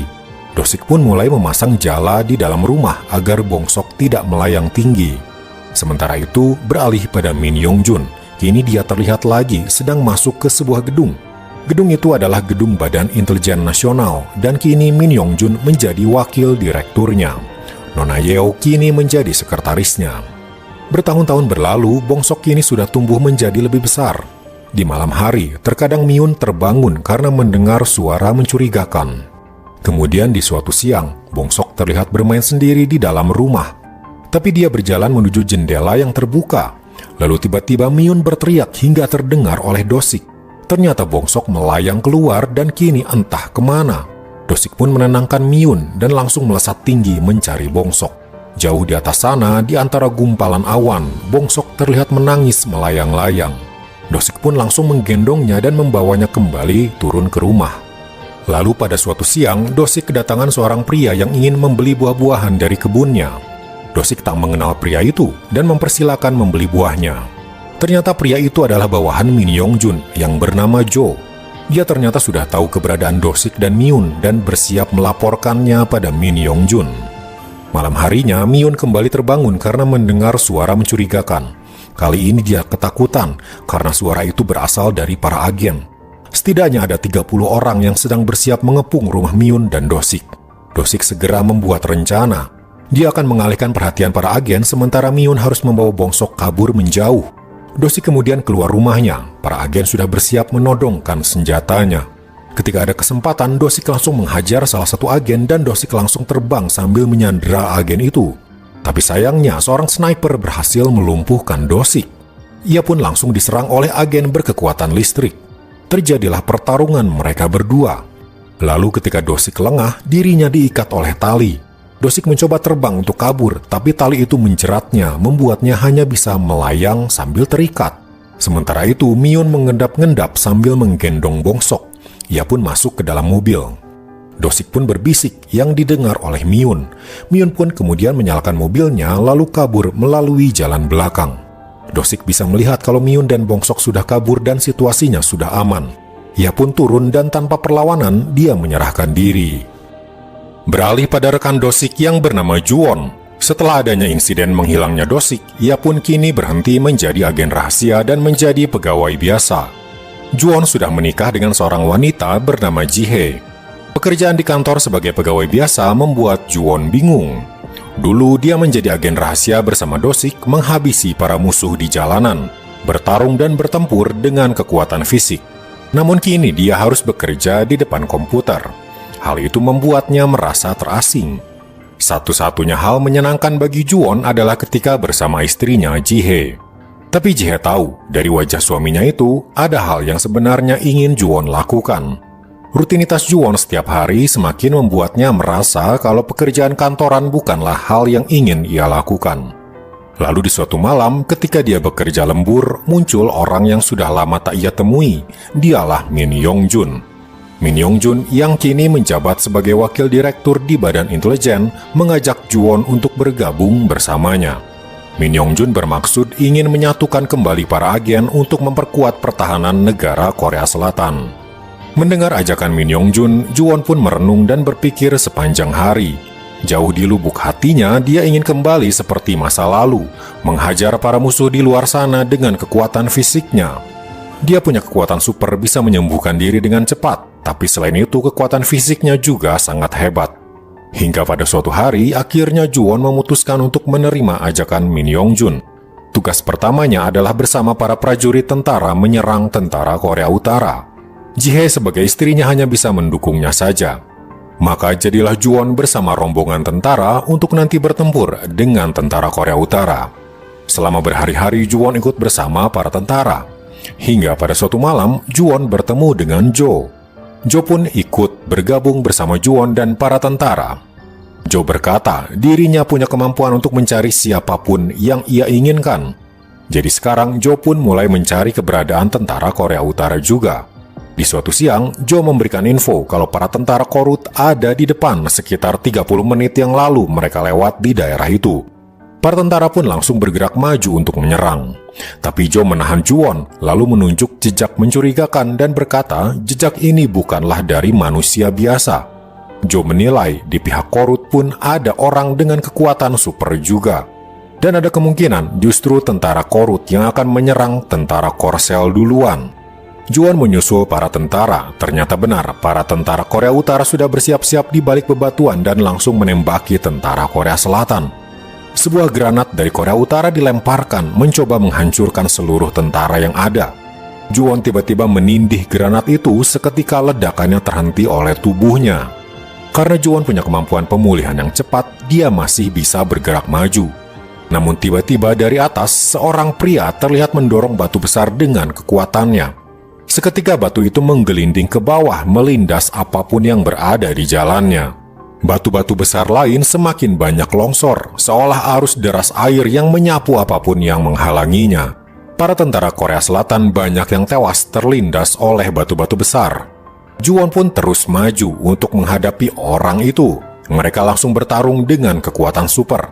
Namun terlihat kekuatan pria itu lebih besar dan berhasil menghajar Juwon hingga ia jatuh ke bawah. Orang itu kemudian kabur setelah menghabisi para tentara Korea Selatan. Dari semua pasukan tentara Korea Selatan yang ada, hanya Juwon dan Jo yang berhasil selamat. Juwon terlihat sangat terpukul karena rekan-rekannya tewas di depan matanya.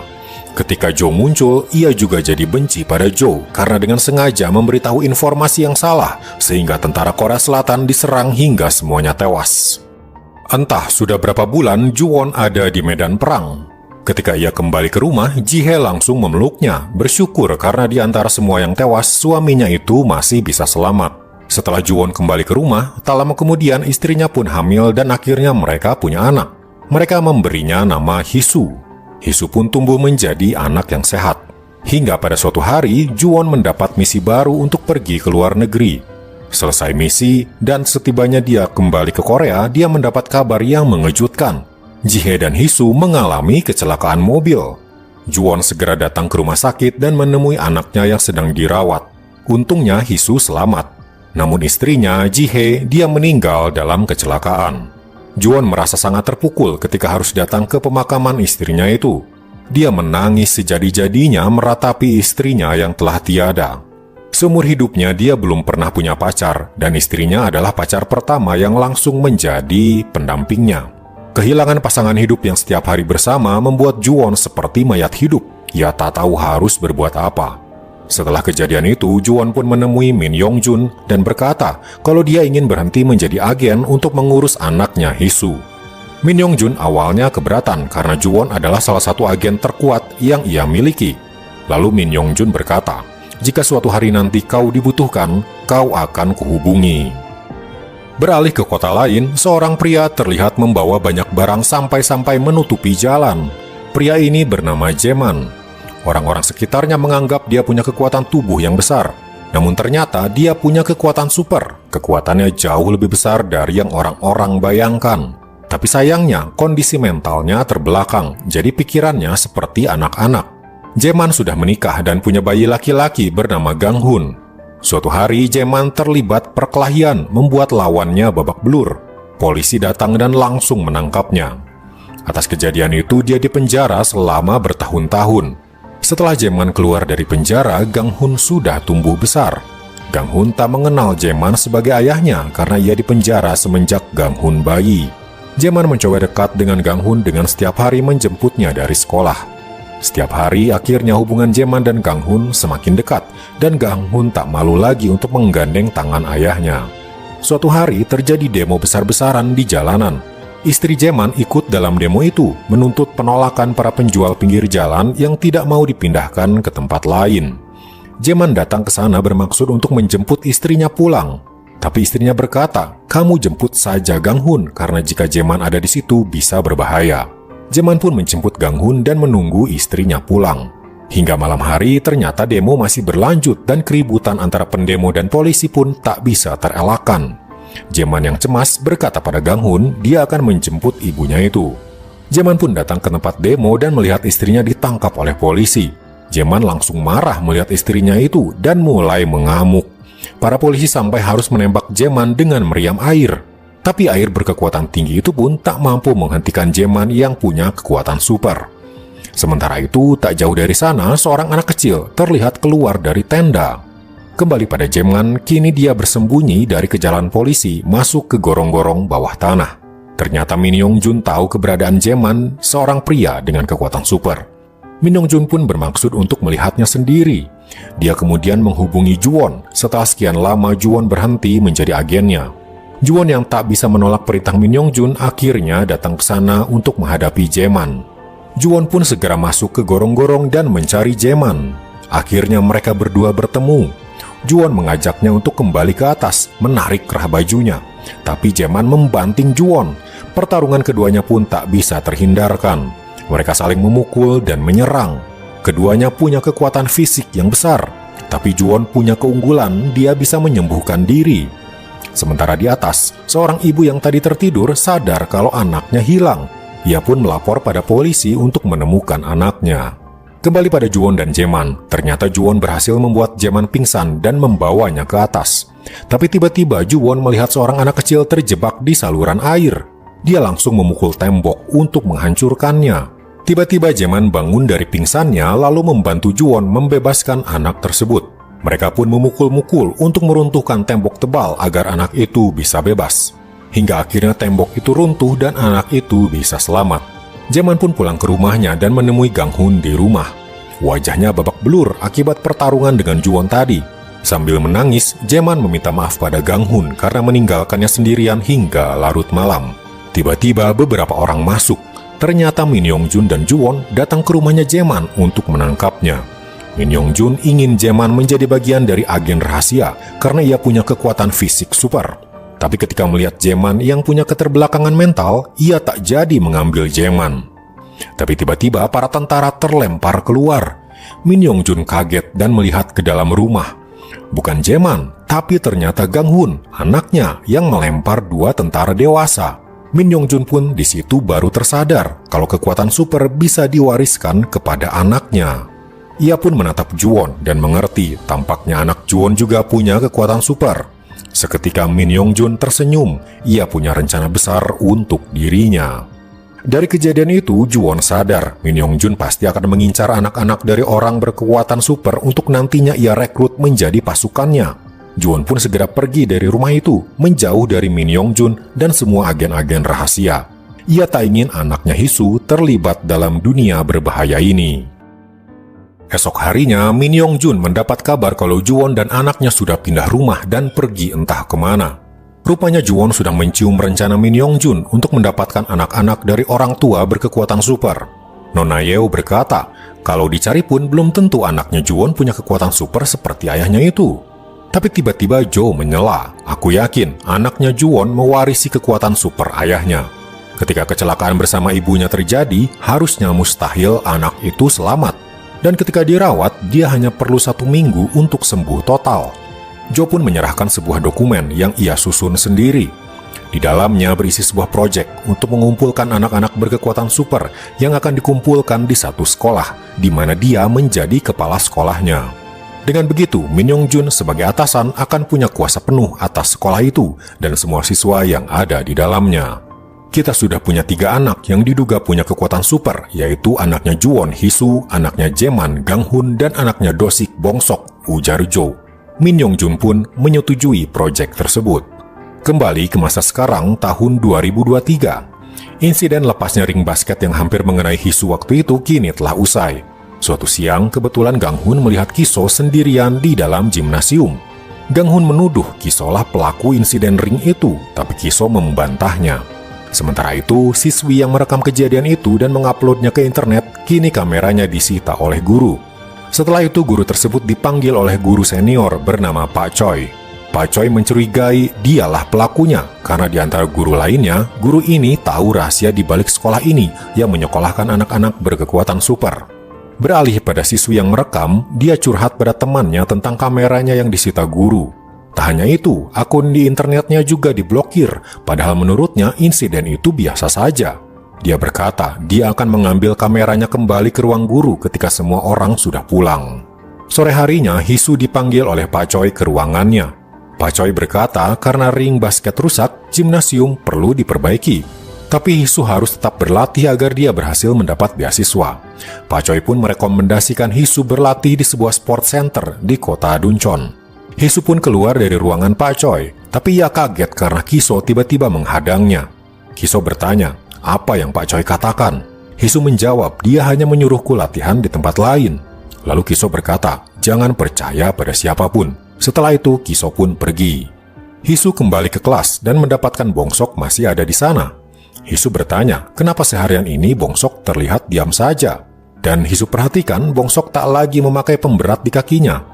Bong-sok menjawab, mulai sekarang aku harus membiasakan diri tak memakainya. Aku tak bisa hidup dengan pemberat seumur hidupku, ujar Bong-sok lagi. Hee-soo merasa ini ada hubungannya dengan insiden yang menimpa dirinya. Hee-soo melihat sendiri, Bong-sok terlihat sedih ketika dia gagal menyelamatkan Hee-soo. Hee-soo tiba-tiba mendekati Bong-sok lalu menepuk kedua pipinya. Jelas itu membuat Bong-sok melayang karena senang. Hee-soo melakukan itu untuk membuat Bong-sok ceria lagi. Ia pun mengajak Bong-sok untuk ikut bersamanya pergi ke sport center untuk menemaninya latihan. Di luar, mereka berdua berjalan menuju halte bus untuk pergi ke sport center karena jaraknya cukup jauh. Tapi dari kejauhan, seseorang mencurigakan sedang membuntuti mereka. Sementara itu, ibu Bongsok dan ayah Hisu yang sudah melihat video insiden ring basket membuat mereka yakin ada sesuatu yang mencurigakan di sekolah anak-anak mereka. Ibu Bongsok bahkan menyiapkan senjata lalu bersiap datang ke sekolah. Sementara ayah Hisu juga menyiapkan diri. Dia mengetes kemampuan pemulihan dirinya. Terlihat dia mencelupkan tangannya ke minyak panas. Ketika dia mengangkat tangannya, hanya dalam hitungan detik, tangannya sembuh seperti semula.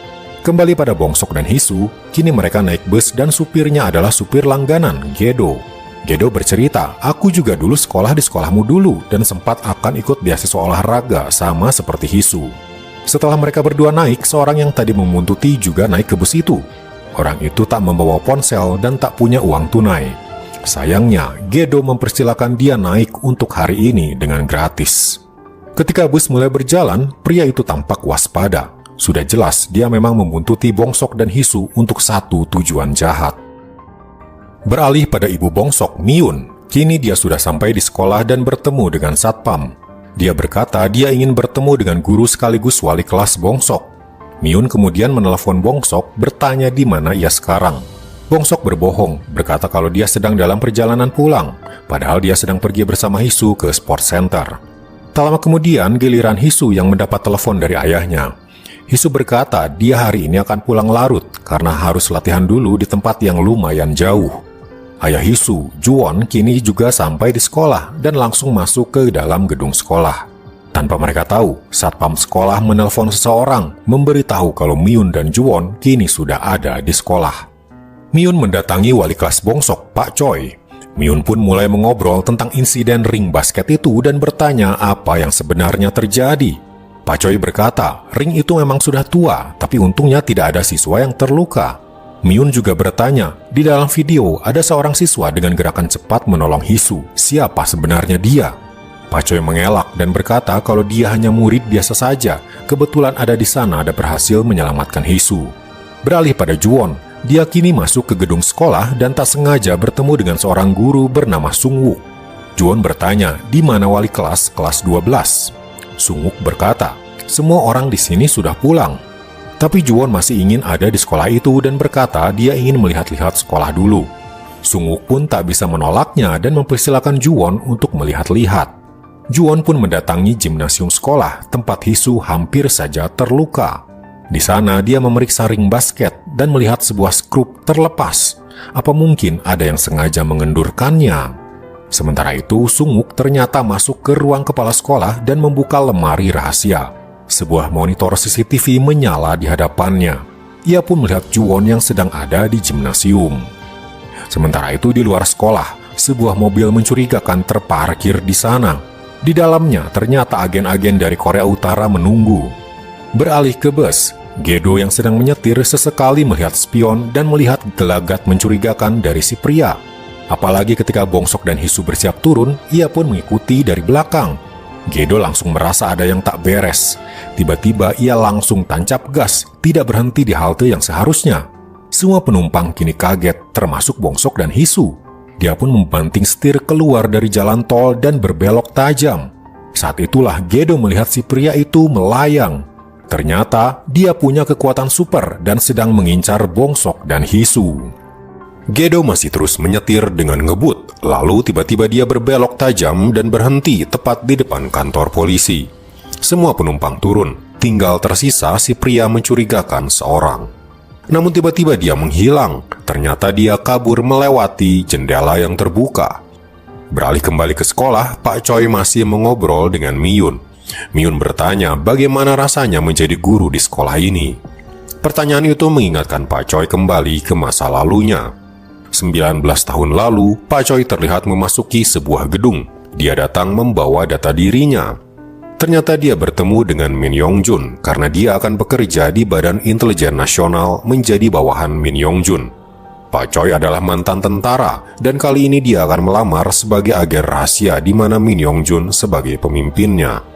Min Yongjun berpesan, jika kau bekerja di sini, identitasmu akan disembunyikan dan akan melakukan apapun misi yang diberikan. Apa kau bersedia? Dengan penuh keyakinan, Pak Choi berkata, ya, saya bersedia. Min Yongjun pun memberitahu apa misinya, yaitu Pak Choi akan menjadi guru di sekolah dengan anak-anak yang punya kekuatan super. Di sana dia bertemu dengan Joe yang menjadi kepala sekolahnya. Murid pertama Pak Choi yang punya kekuatan super ternyata adalah Gedo. Gedo sesekali terlihat mengeluarkan kekuatan listriknya, tapi untungnya teman-temannya tak menganggap dia aneh. Hanya saja mereka takut karena sering tersetrum olehnya. Gedo pun dilatih oleh Pak Choi latihan fisik untuk mengetahui seberapa besar kekuatan listrik yang ia punya. Tapi ketika ia mengobrol dengan Joe berkata, "Mari kita lakukan dengan cara cepat. Pukuli Gedo sampai babak belur, lalu lihat seberapa kuat dia," ujar Joe. Pak Choi keberatan karena cara itu terlalu keras, tapi Joe tak mau tahu. Joe ingin mengetahui segera apakah Gedo layak untuk menjadi agen rahasia berkekuatan super atau tidak. Maka di suatu malam, Gedo yang ada di gimnasium tiba-tiba didatangi sekelompok anak yang langsung menghajar Gedo habis-habisan. Gedo terlihat tidak membalas sedikit pun. Pak Choi melihatnya dari kejauhan dan menulis di sebuah kertas kalau Gedo tak memenuhi syarat jadi agen rahasia. Kemudian Pak Choi pun berbicara dengan Gedo. Dia berkata kalau Gedo sebaiknya mengganti jurusan untuk masuk universitas. Selama ini Gedo disarankan untuk masuk jurusan olahraga dengan tujuan Pak Choi bisa melihat perkembangan fisik Gedo. Namun setelah kemarin ia melihat Gedo yang tak bisa berkelahi, maka Pak Choi pun beralasan kalau jurusan olahraga tak cocok untuknya. Setelah Gedo lulus, ada murid baru lainnya yang punya kekuatan super. Dia seorang anak perempuan dan kemampuannya adalah punya penglihatan tembus pandang. Pak Choi kembali menawarkan padanya untuk masuk universitas jurusan olahraga agar dia bisa melihat kemampuan fisiknya. Suatu hari ketika dia sedang latihan di gimnasium, tiba-tiba saja dia jatuh pingsan. Dia pun segera dibawa ke rumah sakit. Namun naas, nyawanya tak terselamatkan karena ternyata dia punya penyakit kanker. Pak Choi hanya bisa melayatnya dan meminta maaf pada ibu dari anak tersebut. Pak Choi terlihat sedih dan frustrasi karena ia kehilangan anak muridnya. Awalnya dia menjadi guru hanyalah sebatas misi dari Badan Intelijen dari Min Yong Jun. Namun semakin lama ia menjadi guru, rasa tanggung jawab dan rasa sayangnya pada murid-muridnya semakin tumbuh. Setiap tahun, murid baru datang dan pergi dan Pak Choi kini menjadi guru yang sesungguhnya. Tapi misinya untuk melatih anak-anak berkekuatan super tidak ia abaikan. Setiap tahun ada anak-anak baru berkekuatan super yang perlu ia bimbing. Tapi rupanya anak-anak tersebut tidak bisa menggunakan kekuatan supernya sesuai dengan keinginan Min Yong Jun atau Badan Intelijen. Bagaimanapun mereka masih anak-anak. Tak terasa sudah 10 tahun Pak Choi menjadi guru di sekolah itu. Hingga pada suatu hari, Pak Choi diminta untuk bertemu seseorang. Dia bernama Sung Wook dan ternyata ditugaskan untuk menjadi asistennya Pak Choi. Tapi Pak Choi tampak keberatan, berkata dia sendiri bisa melakukan misi dari Badan Intelijen tanpa bantuan orang baru. Tapi Joe sebagai atasannya tetap ingin Sung Wook menjadi asistennya Pak Choi. Kemudian di tahun berikutnya, tak terasa ada seorang anak dari agen rahasia yang melegenda bernama Do-sik yang anaknya akan bersekolah di sekolah tersebut. Pak Choi pun ditugaskan untuk mengawasi anak dari Do-sik itu yang bernama Bong-sok. Selain itu, ada satu anak lagi yang menjadi perhatian Pak Choi, yaitu Hisu, anak dari Ju-won. Kita kembali ke masa sekarang, di mana saat ini Ju-won terlihat berjalan menuju ruangan Pak Choi. Ketika dia masuk ke ruangan itu, terlihat Myun juga di sana. Ju-won dan Myun sudah saling kenal karena sama-sama dekat dengan Do-sik. Myun pun beranjak pergi, tapi sebelumnya dia diam-diam menyimpan HP-nya di tempat sampah menyalakan rekaman. Di luar, Myun memasang earphone-nya dan bisa mendengar percakapan Pak Choi dan Ju-won. Beralih pada Sung Wook yang sedari tadi melihat keadaan di rekaman CCTV, dia mendengar ada seseorang ingin masuk ke ruangannya. Dia adalah wanita cleaning service di sekolah itu. Ketika pintu dibuka, Sung Wook langsung ditikam lehernya. Ternyata wanita itu bukan wanita biasa. Dia adalah mata-mata dari Korea Utara dan selama ini menyamar menjadi cleaning service untuk mengawasi sekolah. Beralih pada Bong-sok dan Hisu yang kini sudah keluar dari bus. Diam-diam mereka pergi menjauh dari bus menuju sport center tempat Hisu akan berlatih. Kembali ke sekolah, kini si wanita cleaning service melihat CCTV dan melihat Pak Choi dan Ju-won sedang mengobrol. Terdengar obrolan mereka tentang video yang memperlihatkan Hisu yang diselamatkan oleh Gang Hun. Si wanita lalu menelpon seseorang dan berkata, ada 2 orang di sini, satu di lorong, satu di ruang guru. Myun yang punya pendengaran super mendengar si wanita berbicara di telepon dan langsung waspada. Kembali pada Ju-won, dia bertanya pada Pak Choi, siapa kau sebenarnya? Pak Choi sebenarnya tahu siapa Ju-won ini. Ketika itu dia bersama para tentara lainnya mendapat misi untuk bertempur dengan Korea Utara dan Ju-won ikut bersamanya. Di medan pertempuran, sebuah tembakan hampir mengenai Pak Choi, tapi ternyata Ju-won melindunginya dengan tangannya. Kembali pada Miyun, dia kini tahu ada seorang wanita mata-mata dari Korea Utara. Ia pun datang ke ruangan tempat wanita itu berada. Sambil saling waspada, si wanita bertanya, "Ada perlu apa kau kesini?" Miyun melihat ke sekitar, dan dengan penglihatan supernya, dia bisa melihat menembus meja. Terlihat di bawah meja, Sung-wook yang sudah mati disembunyikan di situ. Miyun pun dengan tenang menutup pintu, bermaksud untuk menghadapi si wanita tersebut. Sementara itu, di luar sekolah, siswi bernama Han datang ke sana bermaksud untuk mengambil kameranya yang disita. Di belakang sekolah, para agen rahasia dari Korea Utara ternyata masuk lewat pintu belakang. Seorang dari mereka membongkar paksa gerbang yang dirantai dengan kekuatan supernya dan masuk ke sekolah. Kembali pada Bongsok dan Hisu, mereka akhirnya tiba di sport center.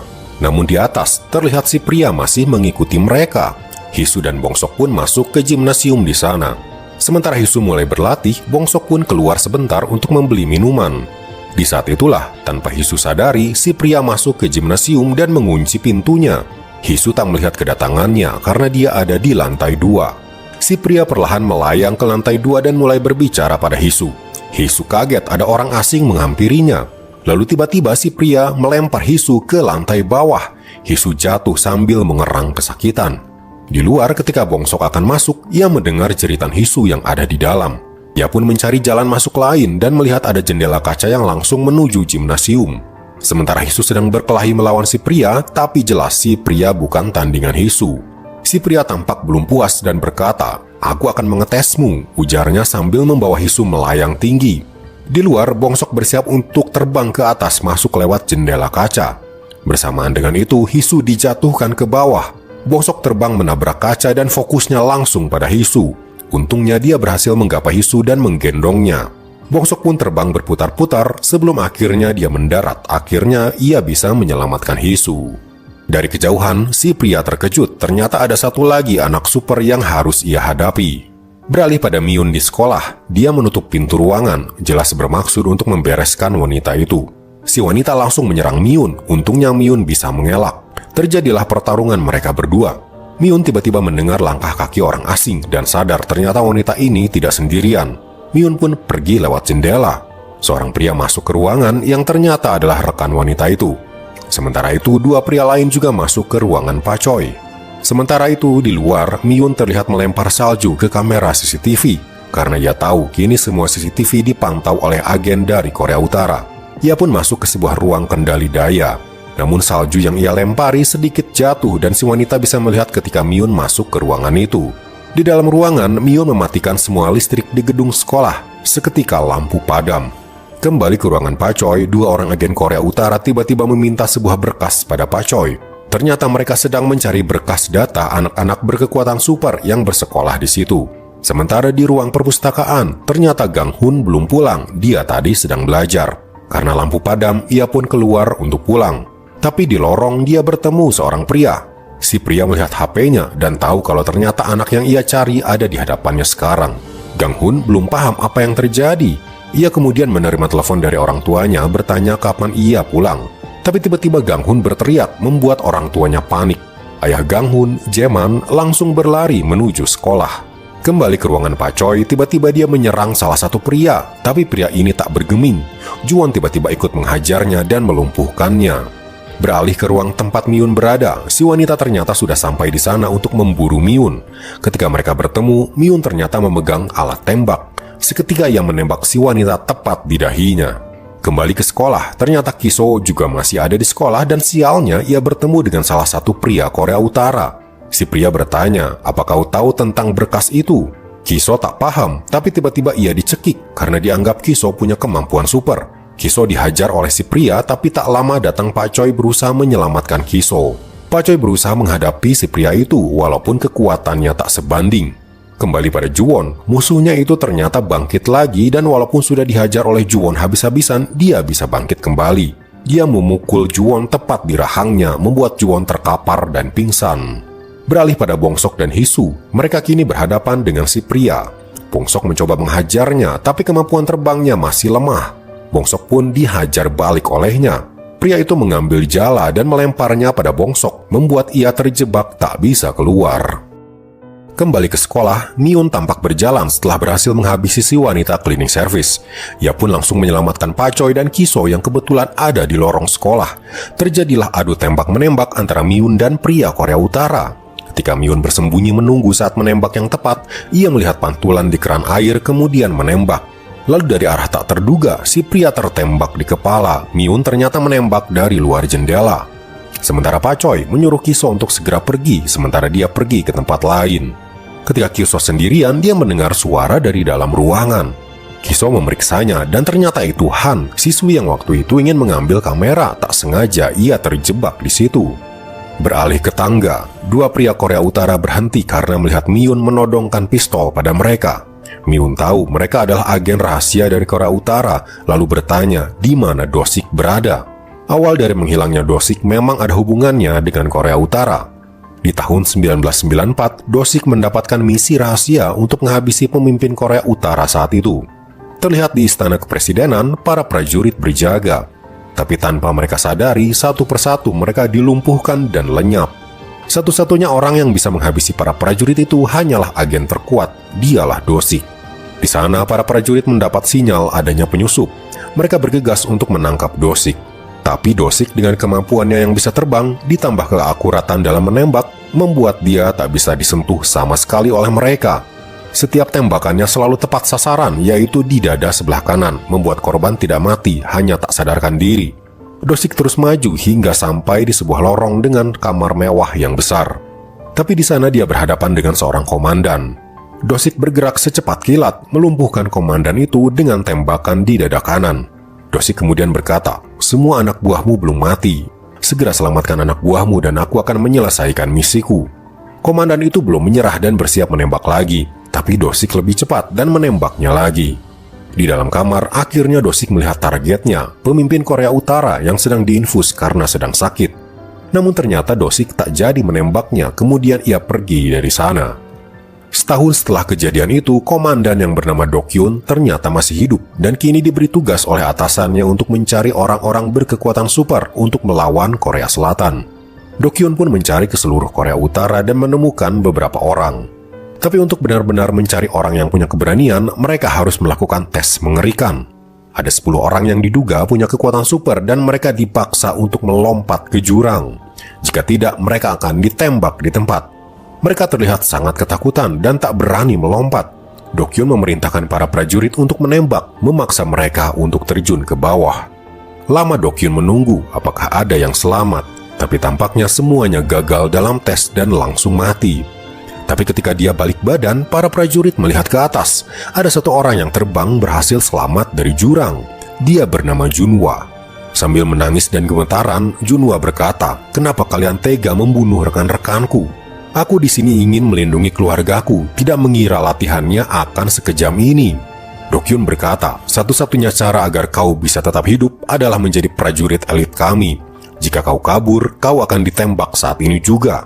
Dan ingatlah keluargamu," ucap Do-kyun. Junwa tak bisa apa-apa lagi. Pilihannya hanya dua, bergabung menjadi prajurit atau mati. Maka Junwa pun perlahan mendarat. Lalu scene beralih pada Do-sik disergap di rumahnya. Setelah dia berhasil menyuruh Myun kabur bersama Bongsok, Do-sik pun ditangkap dan diserahkan pada Min Yongjun. Seluruh tubuhnya kini terikat rantai, mustahil untuk kabur atau menyerang. Min Yongjun berkata, "Nasibmu kini sangat buruk. Jika kau kabur, maka Interpol akan memburumu, dan istri beserta anakmu juga bisa ditemukan. Kau harus melakukan satu misi dariku," ujar Min Yongjun, lebih pada perintah daripada sebuah permintaan.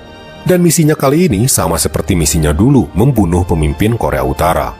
Do-sik pun tiba di istana kepresidenan Korea Utara lagi dan melihat tak ada pengawal di sana. Tapi tiba-tiba Junwa muncul dari atas. Do-sik menembaknya, tapi Junwa menembak balik. Do-sik pun langsung diikat rantai sehingga tak bisa kabur. Junwa membuka bajunya dan terlihat dia memakai pelindung karena sudah tahu Do-sik selalu menembak ke dada kanan. Para prajurit lain pun datang dan menangkap Do-sik. Kembali ke masa sekarang, Myun kini masih menodongkan pistolnya pada Do-kyun. Lalu tiba-tiba Myun mulai menembak dan terjadilah aksi tembak-menembak. Sayangnya Myun tertembak di bagian kakinya, tapi ia sempat kabur menuruni tangga. Beralih pada Bongsok yang sedang terjerat jala, pria yang bernama Junwa berkata, "Kau ini sama seperti ayahmu Do-sik." Mendengar nama ayahnya, Bongsok tiba-tiba marah karena pastilah pria ini ada hubungannya dengan ayahnya. Akhirnya Bongsok pun berhasil melepaskan diri dan langsung menyerang Junhwa. Bongsok berhasil mengunci Junhwa sembari mereka melayang di udara. Di bawah, Hisu baru tersadar dan melihat Bongsok yang sedang mengunci Junhwa. Hisu teringat ketika Pak Choi melatihnya melempar bola agar kekuatan tangannya lebih besar. Ia pun mengambil bola besi dan Bongsok paham apa yang akan Hisu lakukan. Bongsok terbang menuju Hisu, lalu Hisu menghajar Junhwa dengan bola besi, membuatnya langsung terkapar. Beralih pada Gang Hun, dia terlihat luka-luka karena dipukuli oleh pria Korea Utara. Gang Hun sebenarnya belum paham apa yang terjadi, tapi ia tahu pria ini bermaksud jahat dan Gang Hun tak mau menyerah. Ia terus mencoba menyerangnya. Tapi kekuatan si pria tak sebanding, dia lebih kuat dari Gang Hun. Beralih pada Myun, dia bersembunyi di toilet dan sedang membalut kakinya yang tertembak. Setelah itu ia menelepon HP-nya yang ia simpan di ruangan Pak Choi. Di sana terlihat Ju-won pingsan karena habis dihajar si pria besar. Perlahan dirinya tersadar dan lukanya kembali pulih. Ia mengangkat HP di dekatnya dan suara Myun terdengar, berkata, "Kita harus menyelamatkan anak kita." Ju-won pun kini sudah pulih dan bangkit berdiri. Beralih pada Do-kyun, dia berjalan di lorong dan menemukan salah satu rekannya tewas ditembak Myun tadi. Dia mulai merasa cemas, lalu menelepon seseorang, berkata, "Datanglah ke gedung sekolah." Di luar, bagasi mobil Do-kyun terbuka dan seorang pria keluar merespon permintaan Do-kyun tersebut. Sementara itu, Jaeman berlari dan melompat menuju sekolah, sementara Gang Hun masih bertarung dengan pria Korea Utara. Gang Hun sudah babak belur, tapi dia belum menyerah. Mereka pun beradu tinju, tapi Gang Hun kalah kekuatan, tangannya patah. Gang Hun sudah tak mampu berdiri lagi. Untungnya datanglah Pak Choi langsung menembak si pria. Dia bersembunyi di dalam kelas, tapi tiba-tiba dia langsung menendang Pak Choi hingga pistolnya terlepas. Pria itu kini menghajar Pak Choi. Gang Hun dengan sisa tenaga yang ada mencoba menembaknya, tapi pria itu melempar Pak Choi hingga mereka berdua terlempar.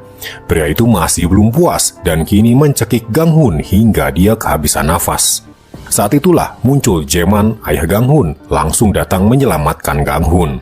Si pria tak menyangka akan ada lawan yang seimbang bagi dirinya. Malahan Jaeman terlihat lebih kuat darinya. Pria itu dihajar habis-habisan oleh Jaeman yang mengamuk karena anaknya dihajar oleh si pria. Sementara itu di lorong, si pria besar datang ke sana. Tapi di belakangnya Ju-won juga muncul. Terjadilah pertarungan mereka berdua kembali. Kali ini mereka saling bergantian memukul untuk melihat siapa yang paling kuat bertahan. Wajah mereka berdua babak belur. Terlihat kini Ju-won lebih kuat dari si pria besar. Hingga sebuah pukulan tepat di wajahnya menghancurkan rahangnya dan dia pun jatuh berdebam dengan keras. Beralih pada Jaeman, dia masih menghajar si pria, kemudian dia melempar si pria keluar jendela. Gang Hun pun datang menemui ayahnya. Ayahnya tak tega anaknya babak belur seperti itu dan meminta maaf karena datang terlambat. Sementara itu, Pak Choi dan Ju-won melihat di seberang gedung seorang pria dengan kacamata hitam. Pria yang bernama Lim itu terlihat melebarkan kedua tangannya lalu menepuk. Lalu scene pun flashback ketika Lim masih kecil. Saat itu Lim kecil terlihat berada di sebuah gua. Ternyata dia adalah tahanan tentara Korea Utara. Orang tuanya dianggap pengkhianat karena mencoba kabur ke Korea Selatan. Lim pun kini dikurung di gua, dari dia kecil hingga dia dewasa. Namun anehnya, Lim punya kekuatan super, tepukan tangannya punya kekuatan besar. Dinding batu di gua sudah banyak yang rusak karena dia sering menepuk ketika ada serangga di dinding. Suatu hari, dia sudah tak tahan lagi dikurung di gua itu, dan sekujur tubuhnya juga gatal-gatal karena serangga-serangga yang ada. Ia sadar ia bisa menepuk dirinya sendiri dan bisa mati. Ketika dia bersiap menepuk wajahnya, sebuah suara dari balik gua berkata, "Mari kita hidup, jangan menyerah." Kembali ke masa sekarang, Lim kini mengeluarkan kekuatannya dan seketika hembusan besar menyapu gedung di seberang membuat dinding hancur. Ju-won segera berlari menuju Lim berusaha menghentikannya. Lim tiba-tiba mengeluarkan kekuatannya dan kali ini membuat gedung itu runtuh. Jaeman, Gang Hun, dan Pak Choi masih ada di situ dan kini mereka terjebak di reruntuhan gedung. Beralih pada Bongsok dan Hisu, Bongsok terlihat cemas karena Hisu terluka sehabis dihajar Junhwa. Hisu berkata, "Tenang saja, lukaku akan cepat pulih," ujarnya menenangkan Bongsok. Junhwa ternyata masih bisa bangun sehabis dihajar bola besi dan mendapat telepon dari Do-kyun. Dokyun menyuruh Junhwa untuk segera datang ke sekolah karena sedang terjadi pertempuran. Setelah menelepon, Junhwa tiba-tiba menembak Bongsok, tapi Hisu melindungi Bongsok dari tembakannya membuat tangannya tertembak. Bongsok cemas melihat tangan Hisu yang terluka, tapi Hisu mencoba menenangkannya lagi. Hisu berkata, "Kau harus segera ke sekolah juga untuk melindungi ibumu." Bongsok pun mulai tenang dan melakukan apa yang diminta Hisu. Ia melesat terbang menuju sekolah. Sementara itu di sekolah, Gang-hun terlihat memukul-mukul tembok di sisinya agar bisa membuat jalan keluar. Sementara ayahnya menahan berat reruntuhan dengan punggungnya. Tangan Gang-hun sudah hampir remuk, tapi dia terus berusaha hingga akhirnya tembok itu berlubang. Mereka pun bisa keluar dari reruntuhan tersebut. Sementara itu Juwon berhasil tiba di tempat Lim, tapi Lim mengeluarkan kekuatannya membuat Juwon terpental tak bisa mendekatinya. Di seberang gedung, Jaeman berinisiatif untuk membantu Juwon. Dia melompat ke seberang gedung, langsung menyerang Lim. Juwon secara bersamaan juga berlari menyerangnya. Serangan dua arah ini membuat Lim bingung dan akhirnya dia bisa dihajar. Jaeman langsung menghajar Lim, bahkan mematahkan satu tangan Lim agar dia tak bisa lagi mengeluarkan kekuatannya. Beralih pada Gedo yang sedang menyetir, tiba-tiba dia dikejutkan dengan Hisu yang menyeberang jalan. Hisu sempat terkejut, tapi ia langsung pergi lagi menyusul Bongsok ke sekolah. Gedo pun langsung mengikuti kemana Hisu pergi bermaksud untuk membantu. Kembali ke gedung sekolah, ternyata si pria besar sudah pulih dari luka-lukanya dan kini kembali bertarung dengan Juwon. Juwon terlempar ke dalam ruangan, kemudian si pria besar membantu Lim dari hajaran Jaeman. Tapi Jaeman terlalu kuat, dia bahkan berhasil menghajar si pria besar. Sementara itu, Lim mencoba bangkit berdiri dan dia teringat pada si pria besar yang dulu pernah berbicara dengannya di dalam gua. Dia membujuk Lim untuk keluar, untuk mencoba hidup lebih baik dengan menjadi anak buahnya. Si pria besar bahkan memberikan kacamata hitam, karena seumur hidupnya Lim tak pernah melihat cahaya yang bisa membuat matanya sakit ketika berada di luar. Saat ini Lim melakukan hal terakhir yang bisa ia lakukan. Ia menjatuhkan diri dari jendela lalu satu tangannya bersiap menepuk tanah sekuat tenaga. Lim mendarat keras, tapi tepukannya membuat tanah bergetar lalu terbelah. Itu membuat sepertiga gedung sekolah ikut runtuh karena tanah yang terbelah. Akibatnya Jaeman dan Juwon hampir saja jatuh. Untungnya dada Juwon tertusuk besi membuatnya tertahan sambil memegangi Jaeman. Juwon melempar Jaeman ke atas agar bisa selamat dan menyuruh Jaeman untuk segera pergi. Sementara itu, Pak Choi, Gang-hun, Kiso, dan Han berhasil menyelamatkan diri dan selamat dari reruntuhan. Juwon masih tersangkut di besi. Dia menahan rasa sakitnya dan mencoba lepas dari tusukan di dadanya itu. Akhirnya dia berhasil naik dan selamat. Tiba-tiba sesuatu membuatnya melihat ke langit. Seketika tembakan mengenai matanya, Juwon langsung tak sadarkan diri. Ternyata yang menembak adalah Junhwa. Tapi sebuah tembakan dari bawah mengenai Junhwa, ternyata Miun datang untuk membantu. Sementara itu, Lim terlihat sekarat karena jatuh dan tertimpa reruntuhan. Si pria besar datang untuk membantu mengangkat reruntuhan itu.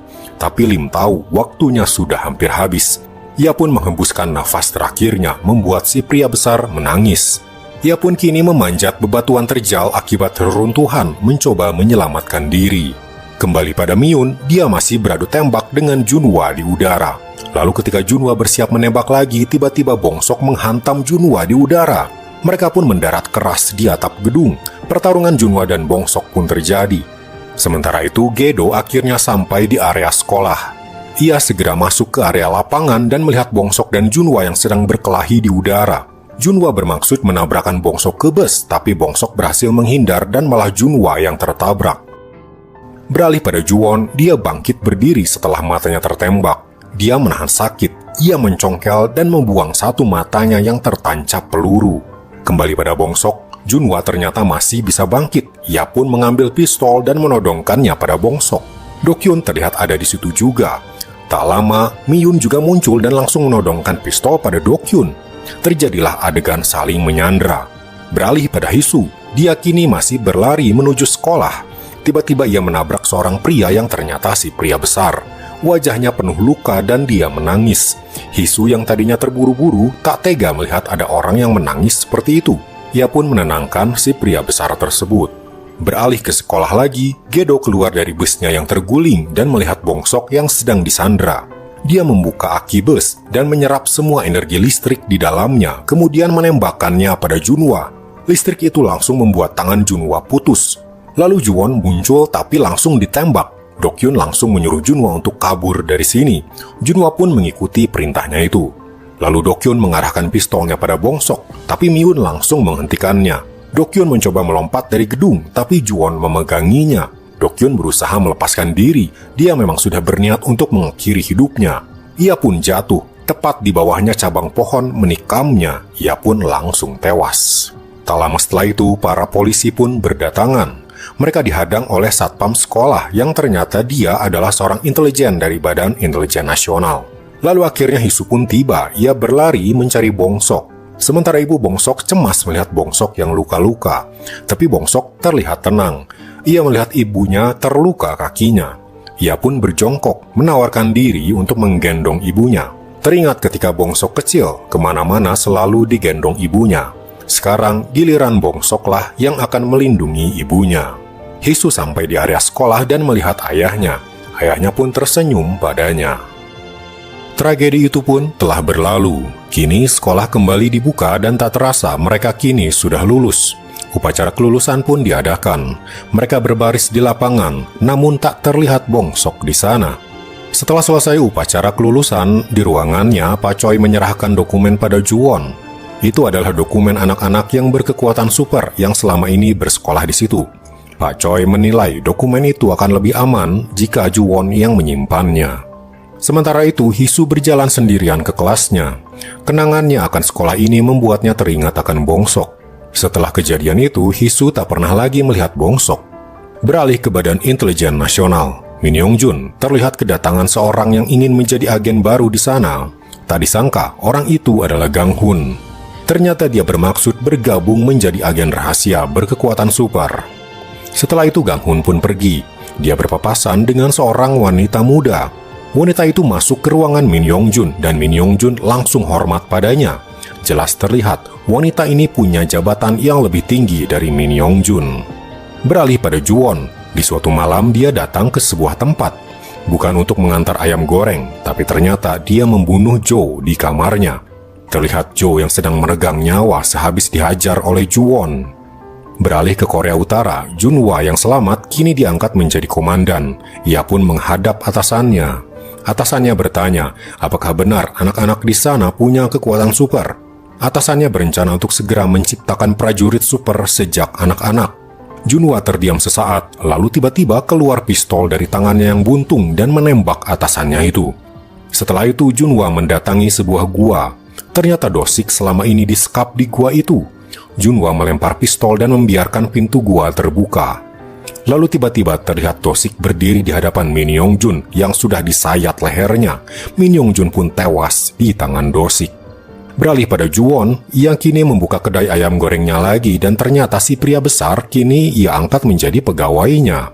Walaupun si pria besar ini menakutkan, tapi tampaknya Juwon melihat hati si pria ini lembut dan baik. Di TV, Hisu menonton sebuah berita menyiarkan tentang kejadian kebakaran di sebuah gedung. Lalu terlihat seorang berbaju kuning terbang menyelamatkan orang-orang di sana. Hisu hanya tersenyum. Ia tahu kalau orang itu pastilah Bongsok. Jaket kuning itu adalah jaket yang selalu Bongsok pakai ketika bersama Hisu. Hisu melihat luka di tangannya, luka tembak ketika ia menyelamatkan Bongsok ketika itu. Lalu di sebuah kota, terlihat sebuah toko beratapkan warna ungu. Ada juga gorden ungu yang sedang dijemur. Seorang pria melayang lalu mendarat di atap tersebut. Bongsok kebetulan akan mengangkat jemuran ketika ia melihat sosok si pria, sosok yang selama ini ia rindukan. Miun datang ke atas dan melihat suaminya setelah sekian lama menghilang. Mereka pun berpelukan bersatu kembali. Itu dia guys, seluruh alur cerita dari drama Moving. Gimana menurut kalian? Menurut admin, drama ini seru banget. Apalagi ada actionnya, tapi ada nilai hubungan keluarga juga. Jadi film ini punya pesan yang dalam juga. Terima kasih ya sudah menonton dari awal sampai akhir. Terima kasih juga buat kalian yang sudah subscribe. Buat yang belum dan kalian suka dengan video ini, bolehlah like dan subscribe-nya supaya admin semangat untuk upload video berikutnya yang gak kalah serunya. Oke, sekian dulu aja untuk kali ini. Sampai jumpa di video berikutnya. Bye.